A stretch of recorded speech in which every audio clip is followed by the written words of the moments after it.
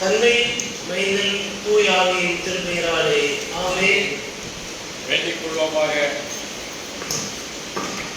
மகா இரக்கமுள்ள பரமபிதாவே, பாவத்தில் விழுந்து ஆக்கினைக்கு பாத்திரராகின்ற எங்களுக்கு தேவனில் இறங்கி பாவ சூழலிலிருந்து எங்களை ரட்சித்து உம்முடைய உப்பரவாக்கும்படி உம்முடைய சொந்த குமாரன் என்று பாராமல் எங்கள் எல்லாருக்காக அவரை பாடுதலுக்கும் மரணத்துக்கு ஒப்புக் கொடுத்தேன்.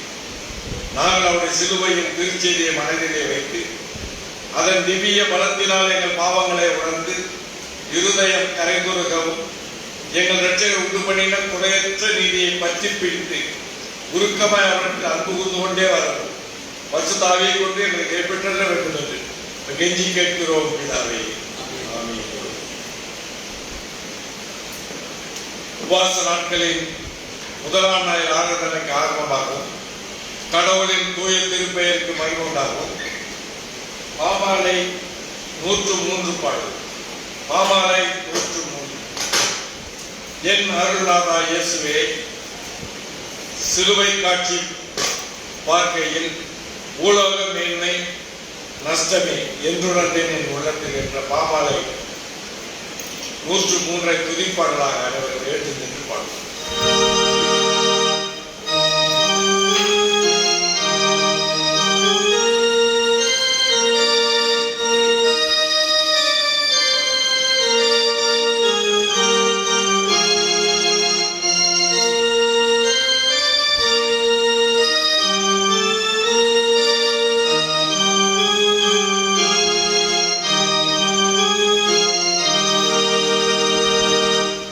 என்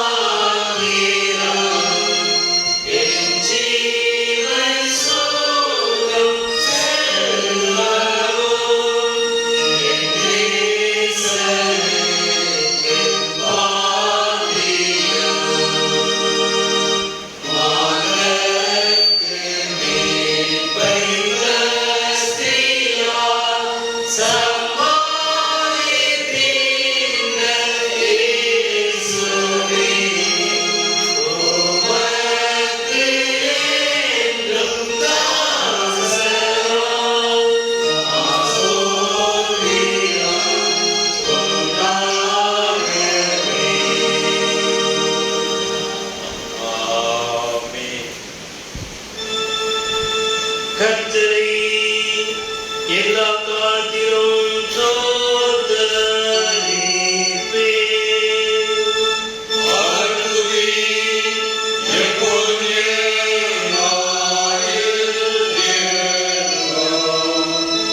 என்னோடு கூட கர்த்தரை மகிமைப்படுத்துங்கள்.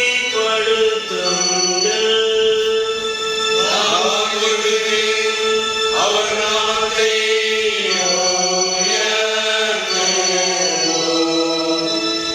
கர்த்தர் நல்லவர் என்பதை ருசித்து பாருங்கள். அவரே மகிமையின் மனுஷன் பாக்கியவான். பிதாவுக்கும் குமாரனுக்கும்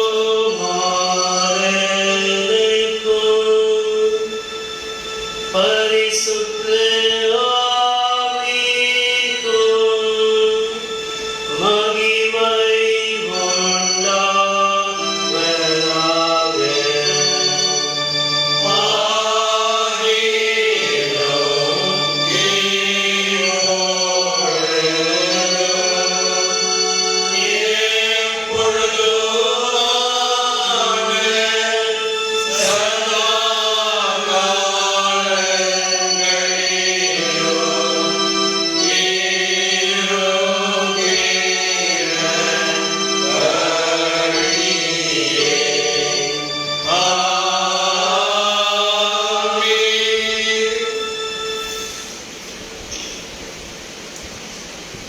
அன்புக்குரியவர்களே, நமக்கு பாவம் இல்லை என்போமானால் நம்மை நாமே வஞ்சிக்கிறவர்களாகும். நமக்குள் உண்மை இல்லை, நம்முடைய பாவங்களை அறிவித்தால் பாவங்களை நமக்கு மன்னித்து எவ்வித அநீதமும் சுத்திகரிப்பதற்கு அவர் நம்பத்தக்கவரும் நீதியும் உள்ளவர். நான் எழுந்து என் தகப்பனிடத்துக்கு போய், தகப்பனே, பரத்துக்கு விரோதமாகவும் உமது பார்வையிலும் பாவம் செய்தேன். இனி உம்முடைய மகளுக்கு சொல்லப்படுவது நாங்கள் தகுந்தவர்கள் அல்ல. உடைய கூலிக்காரர் ஒருவராக எங்களை வைத்துக் கொண்டு வைப்பேன். நாம் அனைவரும் முழங்கால் படித்து நம்மை நாமே சோதித்தவராய் நம்முடைய பாவத்தன்மையான முன்பாக உண்மையான உள்ளத்தோடும் தாழ்மையான மனத்தோடும் அறிக்கை செய்வோமாக.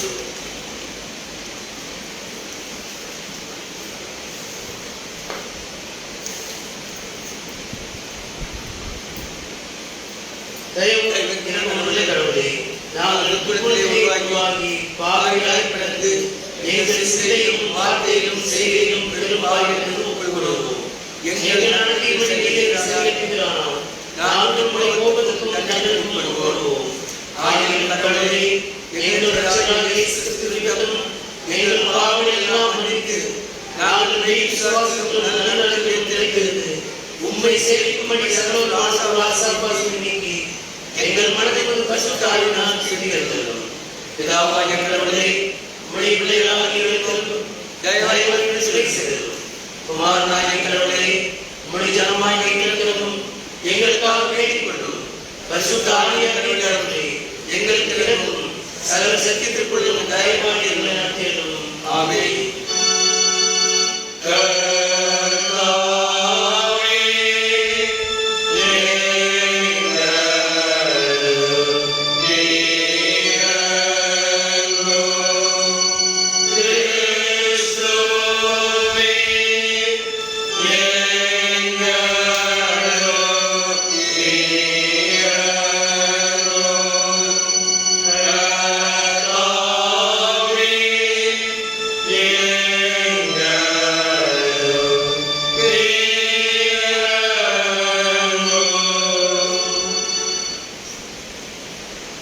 கடவுள் நமக்கு இருக்கிறார்.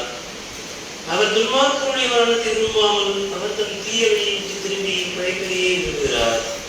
கடவுள் தமது ஒரே பேரான குமாரன் விசுவாசம் எவரும் கெட்டுப் போவான் நித்திய ஜீவனை பெறும்படி அவர் தந்ததை உணவாய் உலகத்தில் அன்பு கூர்ந்தார். அவருடைய திருப்பெயரை எழுந்து நின்று துதிப்போமாக. Yeah.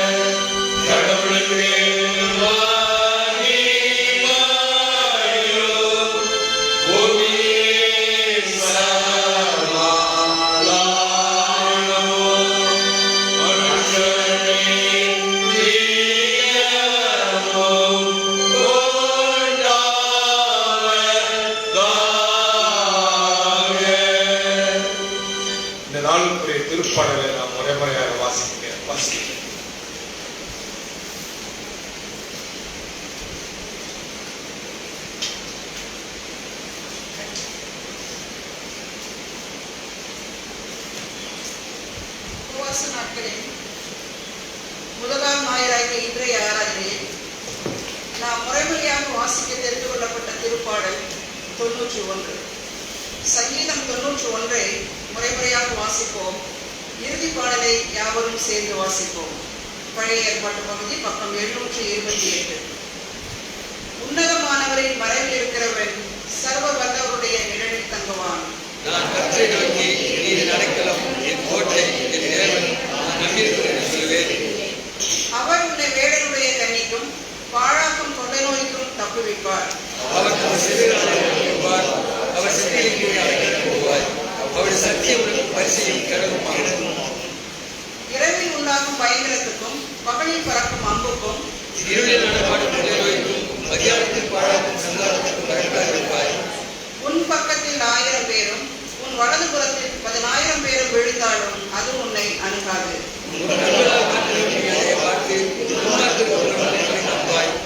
எனக்கு அடைக்கலமாயிருக்கிற உன்னதமான கர்த்தரை உனக்கு தாபனமாக கொண்டாய்.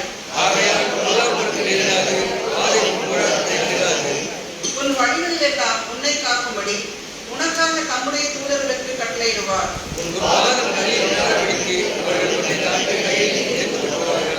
சிங்கத்தின் மேலும் விரியன் பாம்பின் மேலும் நீ நடந்து வார சிங்கத்தையும் வடு சர்ப்பத்தையும் இடித்து போடுவாய்.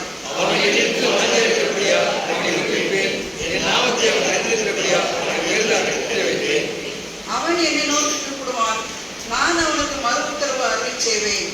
ஆபத்தில் நானே அவனோடு இருந்து அவனை தப்புவித்து அவனை கனப்படுத்துவேன். அவனை உறுதியாக்கி என் ரட்சிப்பை அவனுக்கு காண்பிப்பேன். ஆமென்.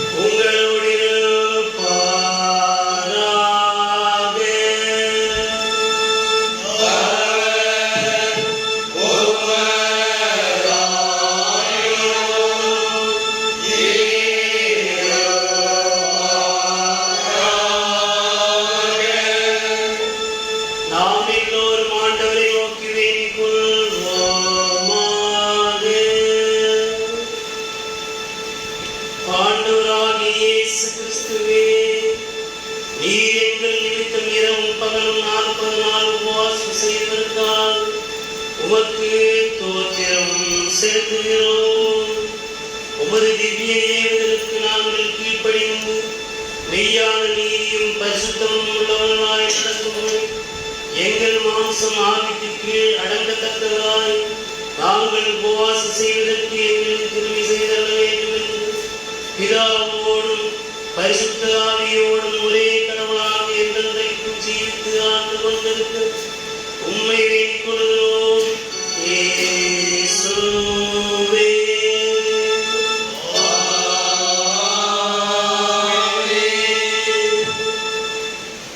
முதலாம் திருமறை பாடம் வாசிக்கிறேன்.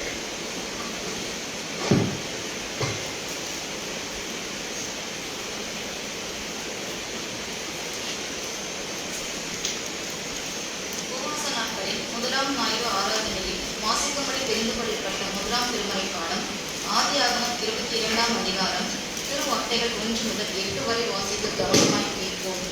ஆதியாகமம் 22ஆம் அதிகாரம் 1 முதல் 8 வசனங்கள். பக்கம் 22. இந்த காரியங்கள் நடந்த பின்பு தேவன் ஆபிரகாமை சோதித்தார்.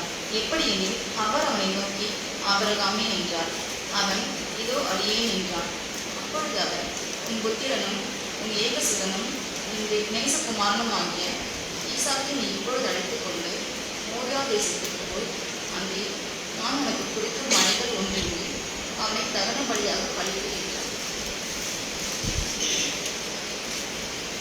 ஆபிரகாம் அதிகாலையில் எழுந்து தன் கழுதையின் மேல் சேணம் கட்டி தன் வேலைக்காரர்கள் 2 பேரையும் தன் குமாரன் ஈசாக்கை போட்டுக்கொண்டு தகன பலிக்கு கட்டைகளையும் பிளந்து கொண்டு தேவன் தனக்கு குறித்த இடத்திற்கு புறப்பட்டு போனான். 3ஆம் நாளில் ஆபிரகாம் தன் கண்களை எடுத்து பார்த்து தூரத்திலே அந்த இடத்தை கண்டான். அப்பொழுது ஆபிரகாம் தன் வேலைக்காரரை நோக்கி, நீங்கள் கழுதையை நிறுத்தி இங்கே காத்திருங்கள், நானும் பிள்ளையாண்டானும் அவ்விடம் மட்டும் போய் தொழுது கொண்டு உங்களிடத்தில் திரும்பி வருவோம் என்றான். ஆபிரகாம் தகனப்படிக்கு கட்டைகளை எடுத்து தன் குமாரனாகிய ஈசாக்கின் மேல் வைத்து தன் கையிலே நெருப்பையும் கத்தியையும் எடுத்துக்கொண்டான். இருவரும் ஓடிப்போனார்கள். அப்பொழுது ஈசாக்கு தன் தகப்பனாக ஆபிரகாமை நோக்கி, என் தகப்பனே என்றான். அதற்கு அவன், என் மகனே, இதோ இருக்கிறேன் என்றான். அப்பொழுது அவன், இதோ நெருப்பும் கட்டையும் இருக்கிறது, தகனபலிக்கு ஆட்டுக்குட்டி எங்கே என்றான். அதற்கு ஆபிரகாம், என் மகனே, தேவன் தமக்கு தகனபலிக்கான ஆட்டுக்குட்டியை பார்த்துக் கொள்வார் என்றான். அப்புறம் இருவரும் கூடி போய் என்றார். 18 வரைக்கும் தேவன் அவனுக்கு சொல்லிய இடத்திற்கு வந்தார். அங்கே ஆபிரகாம் ஒரு பலிபீடத்தை உண்டாக்கி கட்டைகளை அடுக்கி தன் குமாரனாகிய ஈசாக்கை கட்டி அந்த பலிபீடத்தில் அடுக்கிய கட்டைகளின் மேல் அவனை கிடத்தினான். பின்பு ஆபிரகாம் தன் குமாரனை வெட்டும்படிக்கு தன் கையை நீட்டி கத்தியை எடுத்தான். அப்பொழுது கர்த்தருடைய தூதனானவர் வானத்திலிருந்து ஆபிரகாமே ஆபிரகாமே என்று கூப்பிட்டார். அவன் இதோ அடியேன் என்றான்.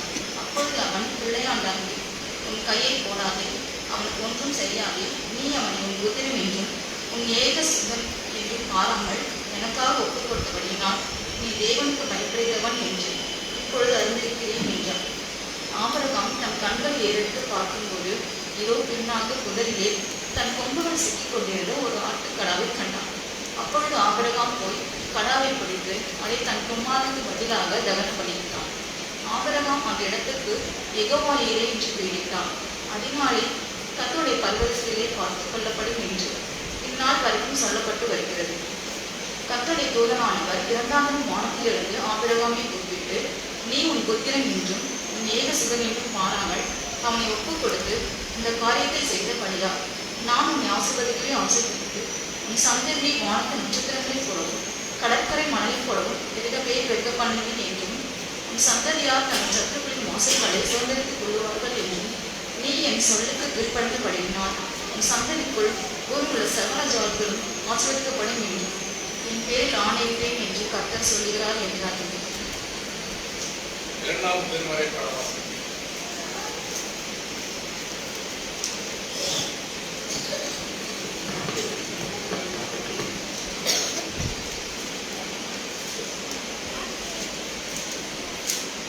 இரண்டாம் திருமறை பாடம். உபவாச நாட்களில் முதலாம் ஞாயிறு ஆராதனையில் வாசிப்புக்கு தெரிந்து கொள்ளப்பட்ட 2ஆம் திருமறை பாடம். அப்போஸ்தலனாகிய பவுல் கொரிந்தியருக்கு 2ஆம் கடிதம் 6ஆம் அதிகாரம் திருவார்த்தைகள் 1 முதல் 10 வரை வாசிக்க அனைவரை கவனம் கேட்போம். 2 கொரிந்தியர் 6ஆம் அதிகாரம் 1 முதல் 10, பக்கம் புதிய ஏற்பாடு 49.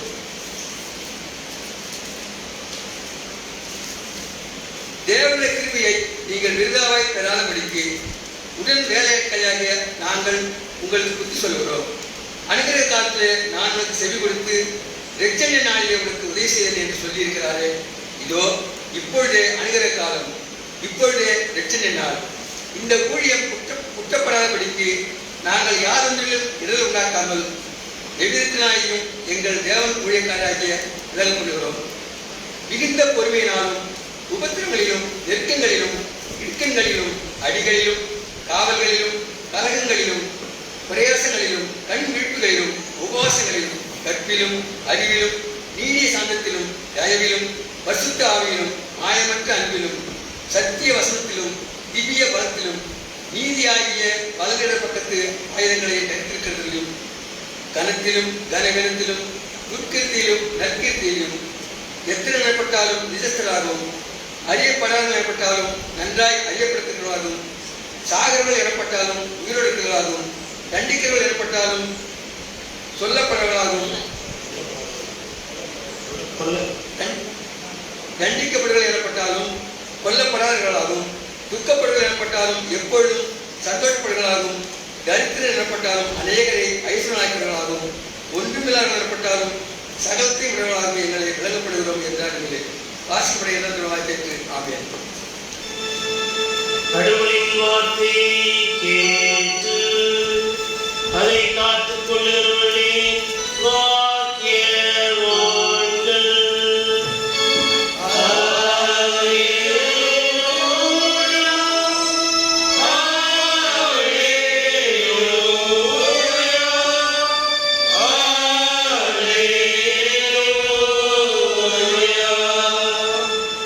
அன்புக்குரியவர்களே, நாம் அனைத்துலக இறை மக்களோடு இணைந்தவர்களாய் நம்முடைய கிறிஸ்தவ விசுவாச பிரமாணத்தை கீர்த்தனையிலே 437வது கீர்த்தனை உலகம் மானம் செய்தாலும் என்று தொடர்ந்த பாடல் வழியாக நம்முடைய விசுவாச பிரமாணத்தை அறிக்கை செய்வோம்.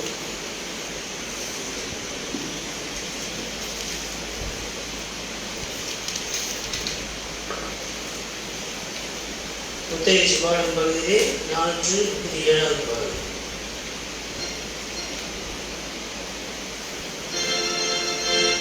உலகம் வானம் செய்தாலும் கோப்பில் சர்வ வல்லவராய் இலகும் அருளாம் தந்தையாம் எம்பிரானை நம்புகிறேன் யான் நம்புகிறேன்.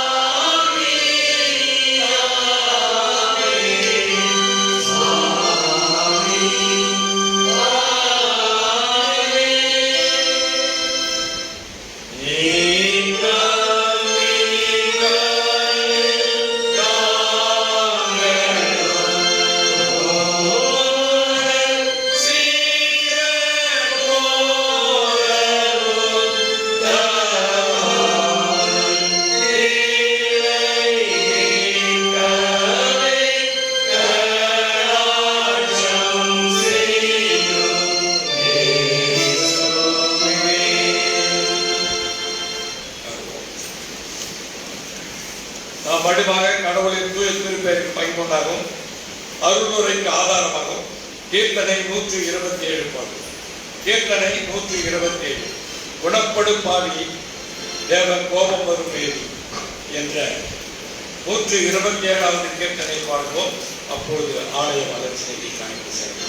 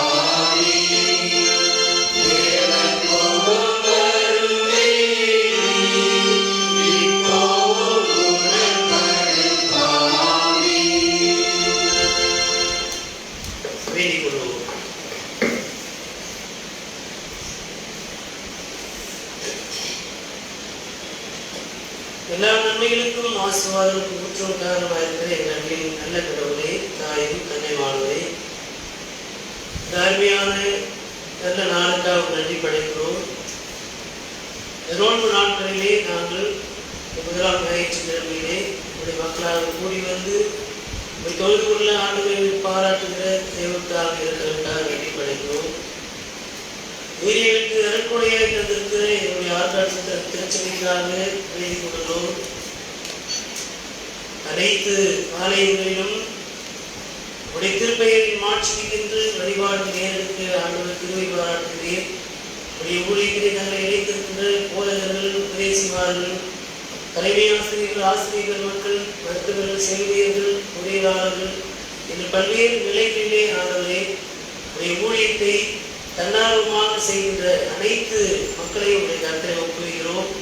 விசுவாச வீட்டார் யாவரையும் உடைய திருக்கரத்திலே ஒப்புவிக்கிறோம். சிறப்பாக எங்களுடைய இந்த ஜங்ஷன் குருசேகரனுடைய விசுவாச குடும்பங்களையும் உடைய கருத்திலே ஒப்புவிக்கிறோம். இந்த நாட்களிலே இந்த மருத்துவமனை வளாகத்திலே ஒரு பேராலயத்தை கட்டுப்படியாக ஆண்டவர் நீர் திருமணம் கொண்டு இப்பொழுது அதை கட்டுப்படியான பாக்கியத்தை தந்திருக்கிறேன்.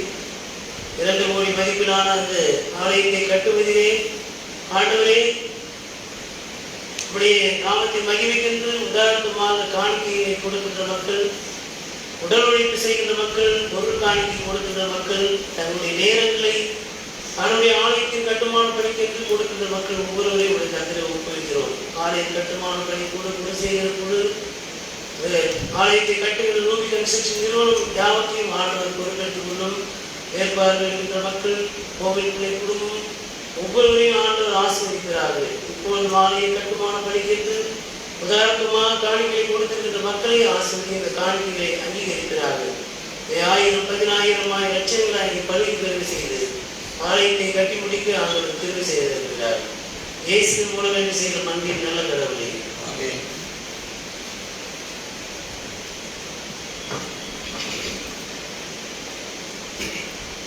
கிறிஸ்துவுக்குள் அன்பான இறைமக்களே, அனைவரையும் ஆண்டவர் இயேசு கிறிஸ்துவின் திருப்பெயரால் வாழ்த்துகிறேன். இந்த நோன்பு நாட்களில் 1ஆம் ஞாயிறு சொல்லப்படுகின்ற இந்த நாளிலே ஆண்டவருடைய வார்த்தையை பகிர்ந்து கொள்ளும்படியாக கடவுளுடைய ஆவியானவராலே அர்ப்பணிக்கப்பட்டிருக்கின்ற அருமையின் சகோதரன் திருவிழி வீரமுத்து டேனியல் அவர்களை ஆண்டவருடைய திருப்பெயராலும் திருச்சபை வழியே ஆயர், சபை மூப்பர்கள், விசுவாச வீட்டார் யாவரின் சார்பாக அன்போடு கூட வரவேற்கிறேன். அவரை குறித்து ஒரு சாட்சியை மாற்ற நான் சொல்ல விளைகிறேன். தமிழ் துறையிலே எம்பில் பட்டம் பயின்று பேராசிரியராக ஆசிரியர் பணியிலே தன்னை இணைத்துக் கொண்டிருக்கின்ற சகோதரன் ஒரு மாற்று சமய, இந்து சமய நம்பிக்கையிலே பிறந்து பெற்றோர்களை இளம் வயதிலேயே இழந்து இந்த திட்டமுடி பகுதியிலே அவர் திருச்சபை உருவான காலம் 1985ஆம் ஆண்டில் தான் திட்டமுடியிலே வந்து ஆலயம் கட்டப்பட்டது. அந்த ஆலயத்திற்கான இடத்தை கொடுத்த அந்த குடும்பங்கள் பெருநாளத்தில் இருக்கின்ற அருள்நாதன் ஆசிரியர் குடும்பத்தினுடைய பிள்ளைகளோடு இணைந்து இளம் வயதிலிருந்து தன்னை ஒப்புவித்து ஞாயிறு பள்ளி, இறைவர் நிலைப்பள்ளி, வாலிபர் இயக்கம் என்று பல்வேறு நிலைகளிலே முழுமையாக தன்னை அர்ப்பணித்து தன்னை ஆண்டவருக்குள்ளாக வளர்த்து கொண்ட ஒரு அருமையான ஒரு சகோதரர். சிறப்பாக தமிழ் ஆசிரியர் என்பதனால் மாத்திரமல்ல, தமிழ் ஆசிரியருக்கே உண்டான பல்வேறு விதமான அந்த நடைகள், உரைநடை, செயல், கட்டுரை, கவிதை நடையிலே பாடல்களை எழுதுவது, ஊழியர்களை நிறைவேற்றுவதிலே பல்வேறு விதமான தாளங்களை படைத்திருக்கின்ற ஒரு ஆளுடைய ஊழியக்காரர். திட்டமுடி பகுதியிலே சிலுவை பூக்கள் என்கின்ற ஒரு பெயரிலே குருசேகரத்துக்குள்ளாகவே ஒரு ஊழியத்தை தொடங்கி இப்பொழுது அவர்கள் எல்லாருமே வந்து பெற்றோர்களாக இருக்கிறார். வாலிப வயதிலே அவர்கள் சிலுவை பூக்கள் என்கின்ற ஊழியத்தை தொடங்கி ஒரு பத்திரிகை, மாத பத்திரிகை நடத்தி பல்வேறு நிலைகளிலே திருச்சபைக்காக தன்னுடைய ஊழியத்தை செய்திருக்கிறார்கள். இப்பொழுதும் அவர் ஒரு சிறப்பான பட்டிமன்ற பேச்சாளர், பட்டிமன்ற நடுவராக இருந்து நடத்தக்கூடிய மாற்றக்கூடிய ஒரு அருமையான சகோதரர். அவர்கள் இந்த நாளிலே அவருடைய வார்த்தையை பகிர்ந்து கொள்ள வந்திருக்கிறார்கள். மீண்டுமாக அவருடைய பெயராக அவரை வாழ்த்தி அவருடைய வார்த்தையை பகிர்ந்து கொள்ள அன்போடு கூட அழைக்கிறேன்.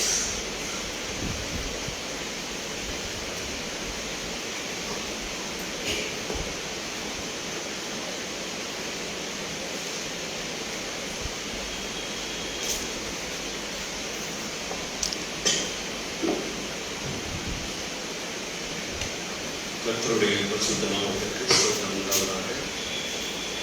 இந்த நாளிலும் சபை பிரிவுகளால் கொடுக்கப்பட்ட வேத பகுதி, நற்செய்தி பகுதி மத்தேயு 4ஆம் அதிகாரம் 1 துவங்கி 11 முடிய, பக்கம் 5, புதிய ஏற்பாடு. மத்தேயு 4ஆம் அதிகாரம் வசனங்கள் 1 துவங்கி 11 முடிய. அப்பொழுது இயேசு பிசாசினால் சோதிக்கப்படுவதற்கு ஆவியானவராலே வனாந்தரத்திற்கு கொண்டு போகப்பட்டார். அவர் இரவும் பகலும் 40 நாள் உபவாசமாய் இருந்த பின்பு அவருக்கு பசி உண்டாயிற்று.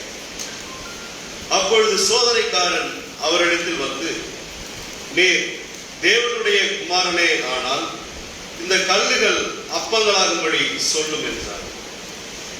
அவர் பிரதியுத்தரமாக, மனுஷன் அப்பத்தினாலே மாத்திரமல்ல, தேவனுடைய வாயிலிருந்து புறப்படுகிற ஒவ்வொரு வார்த்தையினாலும் பிழைப்பான் என்று எழுதியிருக்கிறதே என்றார். அப்பொழுது இயேசு அவரை பரிசுத்த நகரத்திற்கு கொண்டு போய் தேவாலயத்து உப்பரிகையின் மேல் அவரை நிறுத்தி, நீர் தேவனுடைய குமாரனே ஆனால் தாழ குதியும், ஏனெனில் தம்முடைய தூதர்களுக்கு உம்மை குறித்து கட்டளையிடுவார். உமது பாதம் கல்லில் இடராதபடிக்கு அவர்கள் உம்மை கைகளில் ஏந்தி கொண்டு போவார்கள் என்பதாய் எழுதியிருக்கிறது என்று சொன்னார்.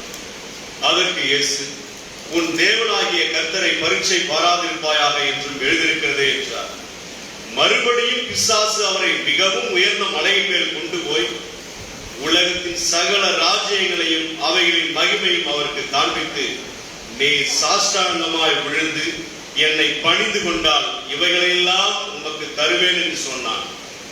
அப்பொழுது இயேசு, அப்பாலே போ சாத்தானே, உன் தேவனாகிய கர்த்தரை பணிந்து கொண்டு அவர் ஒருவருக்கே ஆராதனை செய்வாயாக என்று எழுதியிருக்கிறதே என்றார். அப்பொழுது பிசாசானவன் அவரை விட்டு விலகி போனான். உடனே தேவ தூதர்கள் வந்து அவருக்கு பணிவிடை செய்தார்கள் என்றார் என்பதே.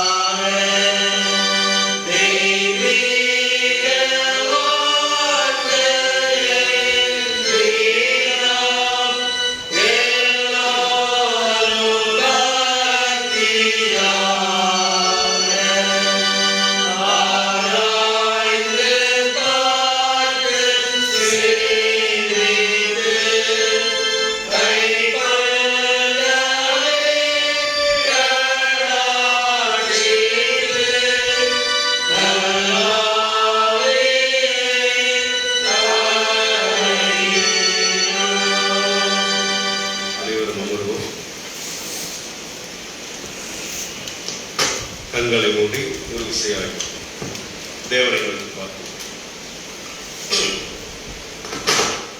உங்க நினப்பாவே என் நினப்பாவே இருப்பவரே ஏசையா, உங்களை நினைச்சாலே உள்ளமெல்லாம் துள்ளுதையா. அப்பா அம்மா நீங்கதான், ஆதரவும் நீங்கதான், சொந்தம் வந்தம் நீங்கதான், சொத்து சொகம் நீங்கதான். அப்பா அம்மா நீங்கதான், ஆதரவும் நீங்கதான், சொந்தம் வந்தம் நீங்கதான், சொத்து சொகம் நீங்கதான். உங்க நினப்பாவே என் நினப்பாவே இருப்பவரே ஏசையா. எப்பொழுதும் என் நினைவாகவே எங்கள் நினைப்பாகவே வாழ்ந்து கொண்டிருக்கிற, என்னை உள்ளங்கையில் வரைந்து என்னை அழகு பார்க்கிற அன்பின் தகப்பனே, இந்த நாளுக்காக துதிக்கிறப்பா. பேசுகிற வார்த்தைகளை ஆஸ்வதியும், உம்முடைய நாமம் மகிமைப்படவும், உம்முடைய வார்த்தை பெருகவும், நான் சிறுகவும் நீர் உதவி செய்யும். கூட இரும், வழிநடத்தும். இயேசுவின் மூலமே ஜெபம் கேளும் நல்ல பிதாவே, ஆமென். இந்த நாளிலும் கூட, புதிய நாளிலே, பாடுகளின் நாட்களிலே கூட உங்களோடு தேவ செய்தியை பகிர்ந்து கொள்ள எனக்கு ஒரு வாய்ப்பு கொடுத்த திருச்சபையின் போதகர் ஐயா அவர்களுக்கு இந்த நாளிலே குடும்பத்தின் சார்பாக நன்றிகளை பதிவு செய்து கொள்கிறேன். இதையெல்லாம் ஏற்புரை செய்து டேனியல் என்பவருக்காக ஒரு சிறு அங்கீகாரத்தை கொடுத்த திருச்சபையினுடைய பஞ்சாயத்து குழு உறுப்பினர்களுக்கும் என்னுடைய நன்றிகளையும் வாழ்த்துகளையும் தெரிவித்துக் கொள்கிறேன். திருச்சபை விசுவாசிகளாகிய உங்கள் அனைவருக்கும் இயேசு கிறிஸ்துவின் இன்ப நாமத்திலே வாழ்த்துக்களை தெரிவித்துக் கொண்டு, இந்த நாளிலும் கூட பாடுகளின் ஒரு நாட்களை குறித்து உங்களோடு பகிர்ந்து கொள்ள விரும்புகிறேன். நான் சொல்வதெல்லாம் உண்மை, உண்மையை தவிர வேறொன்றுமில்லை. தேவ வார்த்தைகளை, இதே செய்தியை பல்வேறு ஊழியக்காரர்கள், போதகர்கள் வாயிலாக நீங்கள் கேட்டிருக்க கூடும். ஆனால் ஒன்று மட்டும் நினைவு வைத்துதான் நான் இங்கே வந்திருக்கிறேன். கடவுள் தேவன் என்னை வழிநடத்தி கொண்டு வருகிறார் என்ற ஆணித்தரமான விசுவாசம் இருந்த பொழுதும், நீங்களெல்லாம் ஆலமரங்கள், நான் சிறு விழுது. நீங்களெல்லாம் வேதாகமத்திலே, வேத அறிவிலே புயல், நான் சிறு புழுதி. நீங்கள் எல்லாம் வேத அறிவிலும் வேதாகமத்தின் வளர்ச்சியிலும் நிச்சயமாக மலை, நான் சிறு கூழாங்கல். இந்த கூழாங்கல் கல்லுகளை எல்லாம் அப்பமாக்க சொல்லி கட்டாயப்படுத்தின பிசாசை குறித்தும், அவனுக்கு சவால் விட்டு அவன் மூக்கை உடைத்த ஆண்டவராகிய இயேசு கிறிஸ்துவை குறித்தும் உங்களோடு பேச விளைகிறேன். இந்த நிகழ்வானது ஆண்டவராகிய இயேசு கிறிஸ்து ஞானஸ்நானம் பெற்று வருகிறார். கிட்டத்தட்ட அவருக்கு வயது அப்பொழுது 30. லூக்கா அதிகாரத்தில் நீங்கள் பார்க்கிற பொழுது அவருக்கு வயது 30 என்று குறிப்பிடப்படுகிறது. 30 வயதிலே மனிதருக்கு இவ்வளவு பெரிய சோதனை வருமா? இப்படியான சோதனைகள் இருக்குமா என்று பார்ப்போம் என்று சொன்னால் நிச்சயமாக அது இருக்கிறது. ஞானஸ்தானம் அவருக்கு கொடுக்கிற பொழுதும் அவர் எடுக்கிற பொழுதும் ஒரு சோதனையோடு தான் ஆரம்பிக்கிறது. ஆனாலும் இவர் என்னுடைய நேசகுமாரன், இவரை நான் பிரியமாய் இருக்கிறேன் என்ற அந்த அங்கீகாரத்தின் சத்தம், அந்த தேவனுடைய சாயலின் குரல் அவர் காதிலே ஒலித்துக் கொண்டே இருந்தது.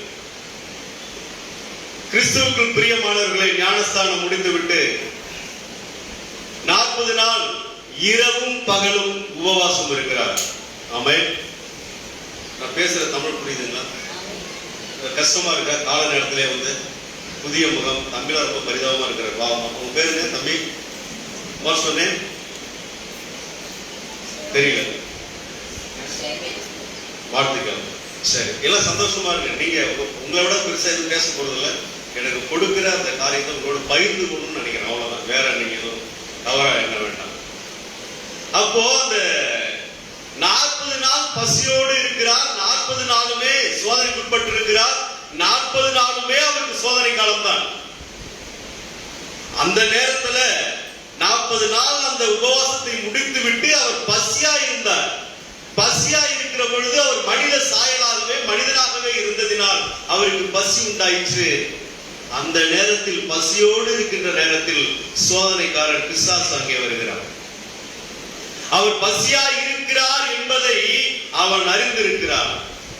உலகத்தின் அதிபதியாக பிசாசு இருக்கிறான். உலகத்தின் அதிபதியாக பொல்லாங்கனாக இந்த உலகத்திலே வலம் வருகிறான். அவன் கடவுளை விடவும் அவன் நம்மை குறித்து அதிகமாய் தெரிந்திருக்கிறான். இயேசு கிறிஸ்துவையே அவன் தெரிந்து கொண்டவன். அதனாலதான் பசியோடு இருக்கிறத பார்த்து அவன் கேட்கிறான், வந்து எப்பா இந்த கல்லுகளை எல்லாம் அப்பமாக்குவியா? அதான் பசிக்குதுல்ல உனக்கு, அப்பமாகும்படி அவர் சொல்றார். அவனுக்கு தெரியல, கல்லுக்குள் தேரையை வைத்து அதற்குள்ளும் ஜீவனை வைத்தவரின் இயேசு. அப்படிப்பட்ட இயேசு கிறிஸ்துவிடமே வந்து கல்லுகளை அப்பமாகும்படி, அதை மாற்றும்படி அவன் நாங்க கேட்கிறார். ஆண்டவர் அழகா ஒரு பதில் சொல்றாரு, மனுஷன் அப்பத்தினால மட்டும் இல்லையா, அவருடைய வார்த்தையினாலே, தேவனுடைய வார்த்தையினாலே பிழைப்பார். இன்று வார்த்தைகள் தான், தேவனுடைய வார்த்தை, கடவுளின் வார்த்தை தான் உங்களையும் என்னையும் நடமாட வைத்திருக்கிறது. ஒரே ஒரு வார்த்தை வார்த்தை உங்கள் வாழ்க்கையிலே ஆண்டவர் சொல்லியிருப்பார். ஒரே ஒரு வார்த்தை உங்களுக்கு அவர் கொடுத்திருப்பார். அந்த வாழ்க்கை தான் நீங்கள் வழிமாற செய்யாமல் வளத்தோடு வாழ்வதற்கு வழி செய்திருக்கிறது. யோவான் 1ஆம் அதிகாரத்தில் இருக்கிறது அல்லவா, ஆதியிலே வார்த்தை இருந்தது, அது தேவனிடத்தில் இருந்தது, அந்த வார்த்தை தேவனாய் இருந்தது. அந்த வார்த்தை தான் ஆண்டவர் சொல்றாரு, டேய் பிசாசு, வார்த்தையினால என்னால் பிழைக்க முடியும். உணவுக்காக வாழ்கிறவன் நான் அல்ல, உணவுக்காக வாழ்வதும் வாழ்க்கை அல்ல. அவனுக்கு உடனே இன்னும் கோபம் வருது, என்ன இவர் இது மாதிரி பேசிட்டே இருக்கிறாரு. உடனே உப்பரிக்கு மேல அவர் இன்னும் கொஞ்சம் மேல கொண்டுட்டு போறார். அவன் மேஜிக் பண்றான் பாருங்க. ஆவியானவராலே வனாந்தரத்திற்கு கொண்டு வரப்பட்டவர் இயேசு கிறிஸ்து. அப்படி தேவனுடைய சித்தத்தோடு தான் பிசாசு சோதித்து கொண்டிருக்கிறார். அந்த சோதனைக்கு அவர் தன்னை ஆட்படுத்திக் கொள்கிறார். அப்படிப்பட்ட சோதனைகளை ஆட்படுத்திக் கொண்டு அங்கே அவர் மீண்டும் அவர் என்ன சொல்றான், நீ மேல இருந்து கீழே குதி. அதுதான் உன்னை என்ன பண்றாங்க, தூதர்கள் எல்லாமே உன்னை பாதுகாத்துக் கொள்வாங்க வேதத்துல இருக்குதுல்ல. அவன் ஒரு பக்கம் கேலி செய்கிறான், ஒரு பக்கம் கிண்டல் செய்கிறான், ஒரு பக்கம் அவரை எள்ளி நகையாடுகிறான். ஆண்டவராகிய இயேசு கிறிஸ்து அந்த இடத்துல கூட அவர் கோபப்படல. ஒன்னே ஒன்று சொல்றாரு, உன் தேவனை நீ என்ன பண்ணாத, பரீட்சை பாராதிருப்பாயாக, கடவுளை நம்பு. கிறிஸ்துவுக்கு பிரியமானவர்களை, எல்லாருக்கும் பிரச்சனை இருக்குது. பிரச்சனை இல்லாத மனுஷன் கிடையாது, பிரச்சனை இல்லாம மனுஷனே கிடையாது. ஒவ்வொருவருக்கும் ஒவ்வொரு தகுதிக்கு ஏற்ப ஒரு பிரச்சனை இருக்கிறது. வேலை பார்க்கிற இடங்களில் பிரச்சனை இருக்கிறது, அவமானங்கள் இருக்கிறது. எத்தனை அவமானங்கள்! மேல இருந்து குதி அப்படின்னு சொல்றான், செத்து போன்னு சொல்றான். நேருக்கு நேரா நம்ம பார்த்து ஒருத்தவங்க சின்ன ஒரு விஷயம் பேசுறாலும் கடைசி வரை உன் மகத்துல நான் முழிக்க மாட்டேன்னு சொல்லி திரும்பி போற எத்தனையோ மக்கள் இருக்கிறாங்க. நீ ஸ்தோத்திரம் சொல்லாத, ஸ்தோத்திரம் சொன்னா ஆத்திரம் வருது, சொல்லாத ப்ளீஸ். போ ப்ரோ, ஸ்தோத்திரம் சொல்லாதீங்க ப்ளீஸ். அவளை பார்த்தாலே பிடிக்கல, எரிச்சலா இருக்கு. கர்த்தருக்கு ஸ்தோத்திரம். போ, பேசுற வார்த்தை பிடிக்கல. ஆண்டவரை ஒருத்தர் சொல்றாய், மேல இருந்து குதிப்பா. அப்ப சொல்றாரு, நீ பரீட்சை பாராதிருப்பாயாக, நீ சந்தேகப்படாத, என் தேவன் என்னை பாதுகாப்பார். சிங்கத்தின் கெவியில தூக்கி போட்டு வருவானா வரமாட்டானா எல்லாரும் சந்தோஷப்பட்டு இருக்கும் போது அந்த ராஜா உண்மையிலேயே உயிரோடு இருக்கிறாரா இல்ல சிங்கம் அவரை சாப்பிட்டுச்சான்னு பார்க்கும்போது அவர் கேட்கிறாரு, உன்னை தப்புவிக்க வல்லவராய் இருந்தாரா, குரல் வருமா வராதான்னு கேட்கும் போது குரல் கீழே இருந்து சிங்கத்தின் கெவியில இருந்து குரல் வந்துச்சா வரலையா? வந்துச்சுங்களா? சத்தமா சொல்லுங்க. வந்துச்சு குரல். என் தேவன் என்னை தப்புவிக்க வல்லவராய் இருந்தார். எந்த சூழ்நிலையிலும் அவர் காப்பாற்றுவதற்காக அவர் தப்புவிக்க வல்லவராய் இருப்பார். அப்படியேப்பட்ட இயேசு கிறிஸ்துவே அவன் கீழே குதிக்க சொன்னான். அப்படியேப்பட்ட இயேசு கிறிஸ்துவுக்கு விசுவாசமின்மையை உருவாக்க அந்த பிசாசு பார்க்கிறார். பாருங்க, இயேசுநாதர் கூட படகுல டிராவல் பண்றாங்க, நல்லா தூக்கம், இயேசுநாதர் தூங்கிட்டு இருக்கிறார். காற்றும் கடல் அலையும் அங்கே வீசுகிறது. அப்போ நண்பர்கள் சீஷர்கள் எல்லாம் பயப்படுறாங்க, நாங்கள் மடிந்து போகிறோமே ஆண்டவரே. அப்ப ஆண்டவர் என்ன சொன்னாரு, அற்ப விசுவாசிகளே, விசுவாசம் இல்லாமல் வாழ்வது ஒரு வாழ்க்கையா? கிறிஸ்துவ வாழ்க்கையிலே விசுவாசம் என்பது வேண்டும். விசுவாசத்தினால் நீதிமான் பிழைப்பான். விசுவாசிக்கிறவனுக்கு எல்லாம் கூடும். நம்ம நினைக்கிறோம் விசுவாசம் இல்லாமல் வாழ்ந்து கொண்டிருக்கிறோம். வேலை கிடைக்குமோ கிடைக்காத போய் பார்ப்போம், பணம் கிடைக்குமோ கிடைக்காத போய் பார்ப்போம், டெஸ்ட் எழுதுறோம், இன்னைக்கு பரீட்சை நடக்காம போவோமோ நடந்துருமோ பார்ப்போம். எல்லாத்திலையும் ஒரு சந்தேகம் இருக்கிறது, விசுவாசம் இல்லை.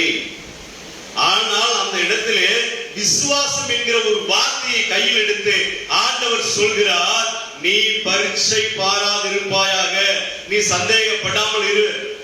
ஏன்னா என் தேவன் வழிகள் எல்லாம் என்னை காக்க தூதர்களை அனுப்பி என்னை பாதுகாப்பார். அவனுக்கு கோபம் அதிகமா இருக்கு. நம்ம ஒருத்தர் அவமானப்படுத்திட்டே இருக்கிறோம்.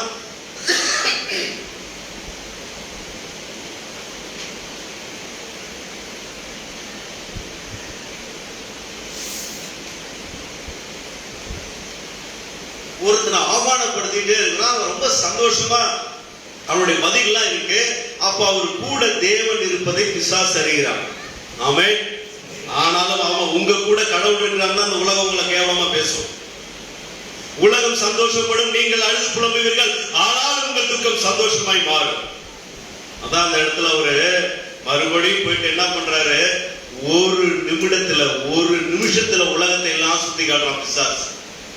என் ராஜ்யங்களையும் என் மகிமைகளையும் நீ பாரு, இதெல்லாம் உனக்குதான் ஆசை காட்டுறா. இன்னைக்கு ஆசையே துன்பத்திற்கு காரணமா இருக்குது. பண ஆசை எல்லா தீங்கிற்கும் வேறா இருக்கிறது. சிலர் அதை இச்சித்து தாங்களே உருவ குத்திக் கொள்கிறார்கள். கிறிஸ்துவுக்கு பிரியமான தேவஜனமே, இந்த நேரத்திலே ஆண்டவருக்கும் ஆசையை காட்டுகிறார். ஆண்டவர் அப்ப அதெல்லாம் அவன் சொல்றான் ஒரே ஒரு வார்த்தை, நீ என் காலில் சாஷ்டாங்கமாய் விழுந்து. ஆமென். ஒரு ஆண்டவரை உலகத்தை படைத்து உலகத்தில் இருக்கிற ஒவ்வொரு ஜீவனை படைத்து உருவாக்கிய ஆண்டவராகிய இயேசு கிறிஸ்துவை என் காலிலே நீ விழ வேண்டும். ஒரு அடிமைப்படுத்துகிற ஒரு நிகழ்வு. நேர்மையா இருக்கிறவர்களுக்கு தான் சோதனை அதிகமாக வரும். நீங்க கவலைப்படாதீங்க. நேர்மையா இருக்கும்போது உங்க ஸ்கூல்ல டீச்சர்ஸ் திட்டுறாங்களா? நீங்க வேலை பார்க்கிற அலுவலகங்கள்ல மருத்துவர்கள் உங்களை காயப்படுத்துறாங்களா? நீ படிக்கிற இடங்களிலே உங்களுக்கு பிரச்சனை இருக்குதா? கவலைப்படாதீங்க. நேரா இருக்கிற மரங்கள் தான் வெட்டப்படும். எந்த மரம்லாம் நேரா இருக்கோ அந்த மரத்தை தான் என்ன பண்ணுவாங்க, வெட்டுவாங்க. நேரா இருக்கிற ஆணியை தான் அடித்துக் கொண்டே இருப்பார்கள். வளைந்து போன ஆணி ஒன்றுக்கும் பிரயோஜனம் இல்லை.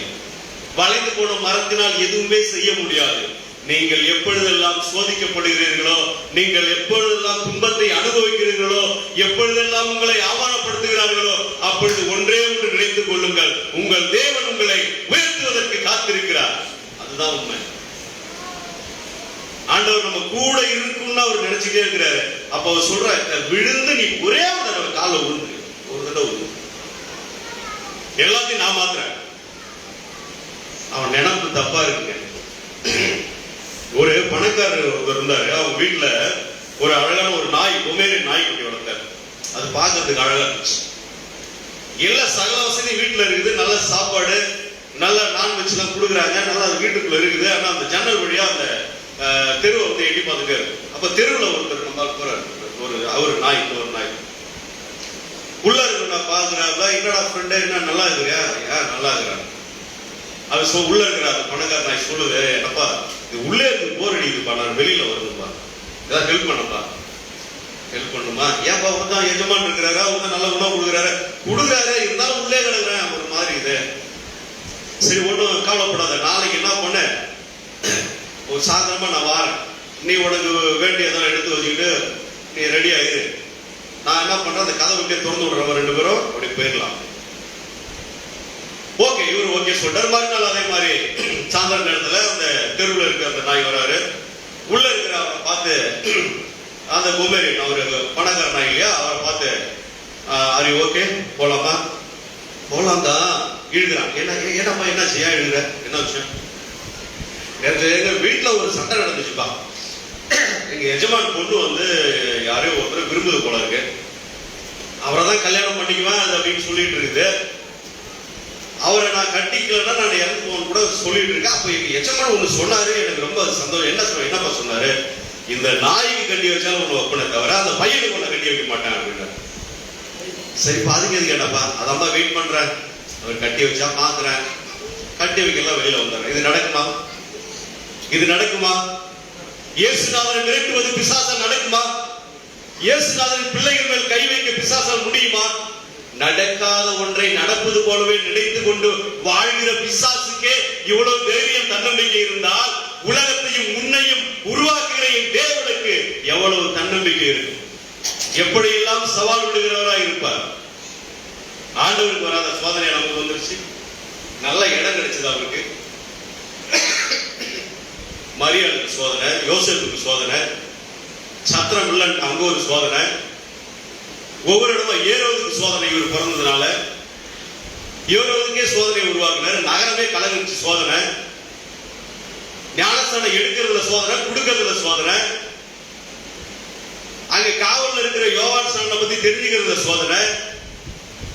அற்புதம் பண்றாரு, அப்ப சோதனை. மனித தயவுலாம் தேவ கிருவினால அவர் போறாரு, எல்லாம் கள்ள தூக்கிட்டு நிக்கிறான், சோதனை. அற்புதம் பண்றாரு, அப்பயும் அவருக்கு சோதனை. அடையாளங்கள் செய்யறாரு, அப்பவும் அவருக்கு சோதனை.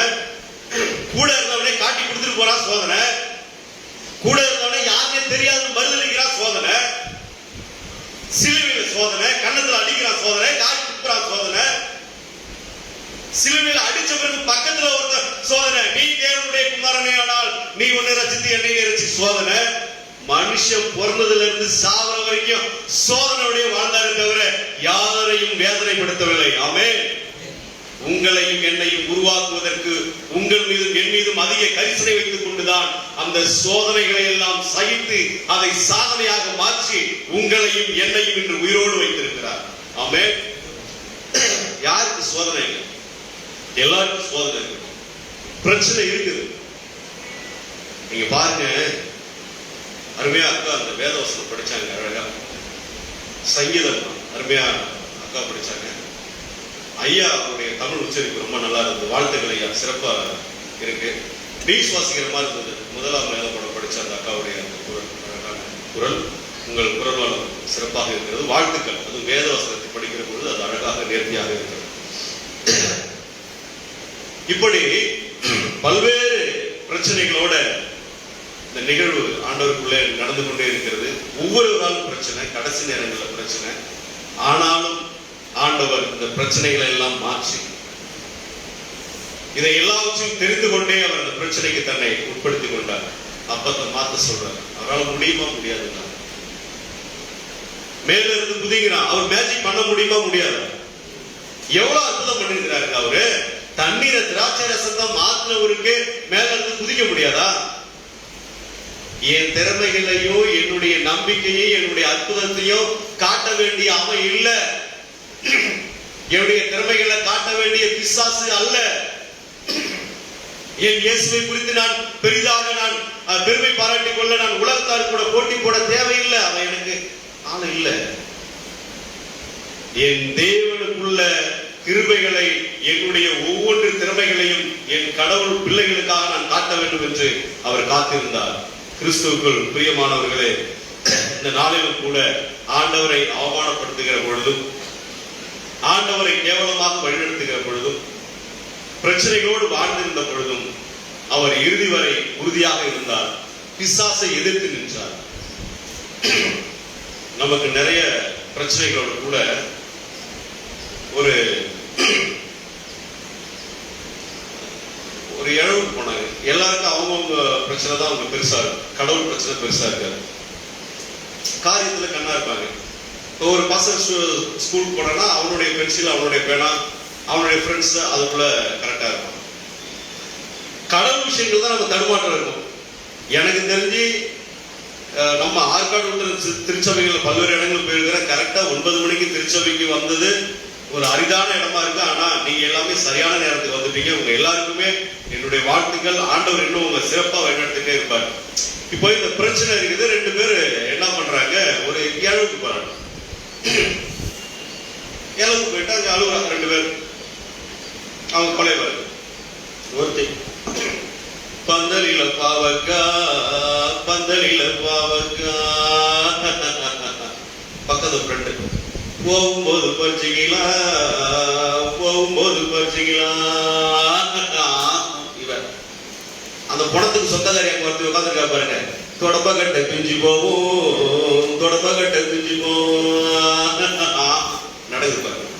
அவரவர் காரியங்களுக்கு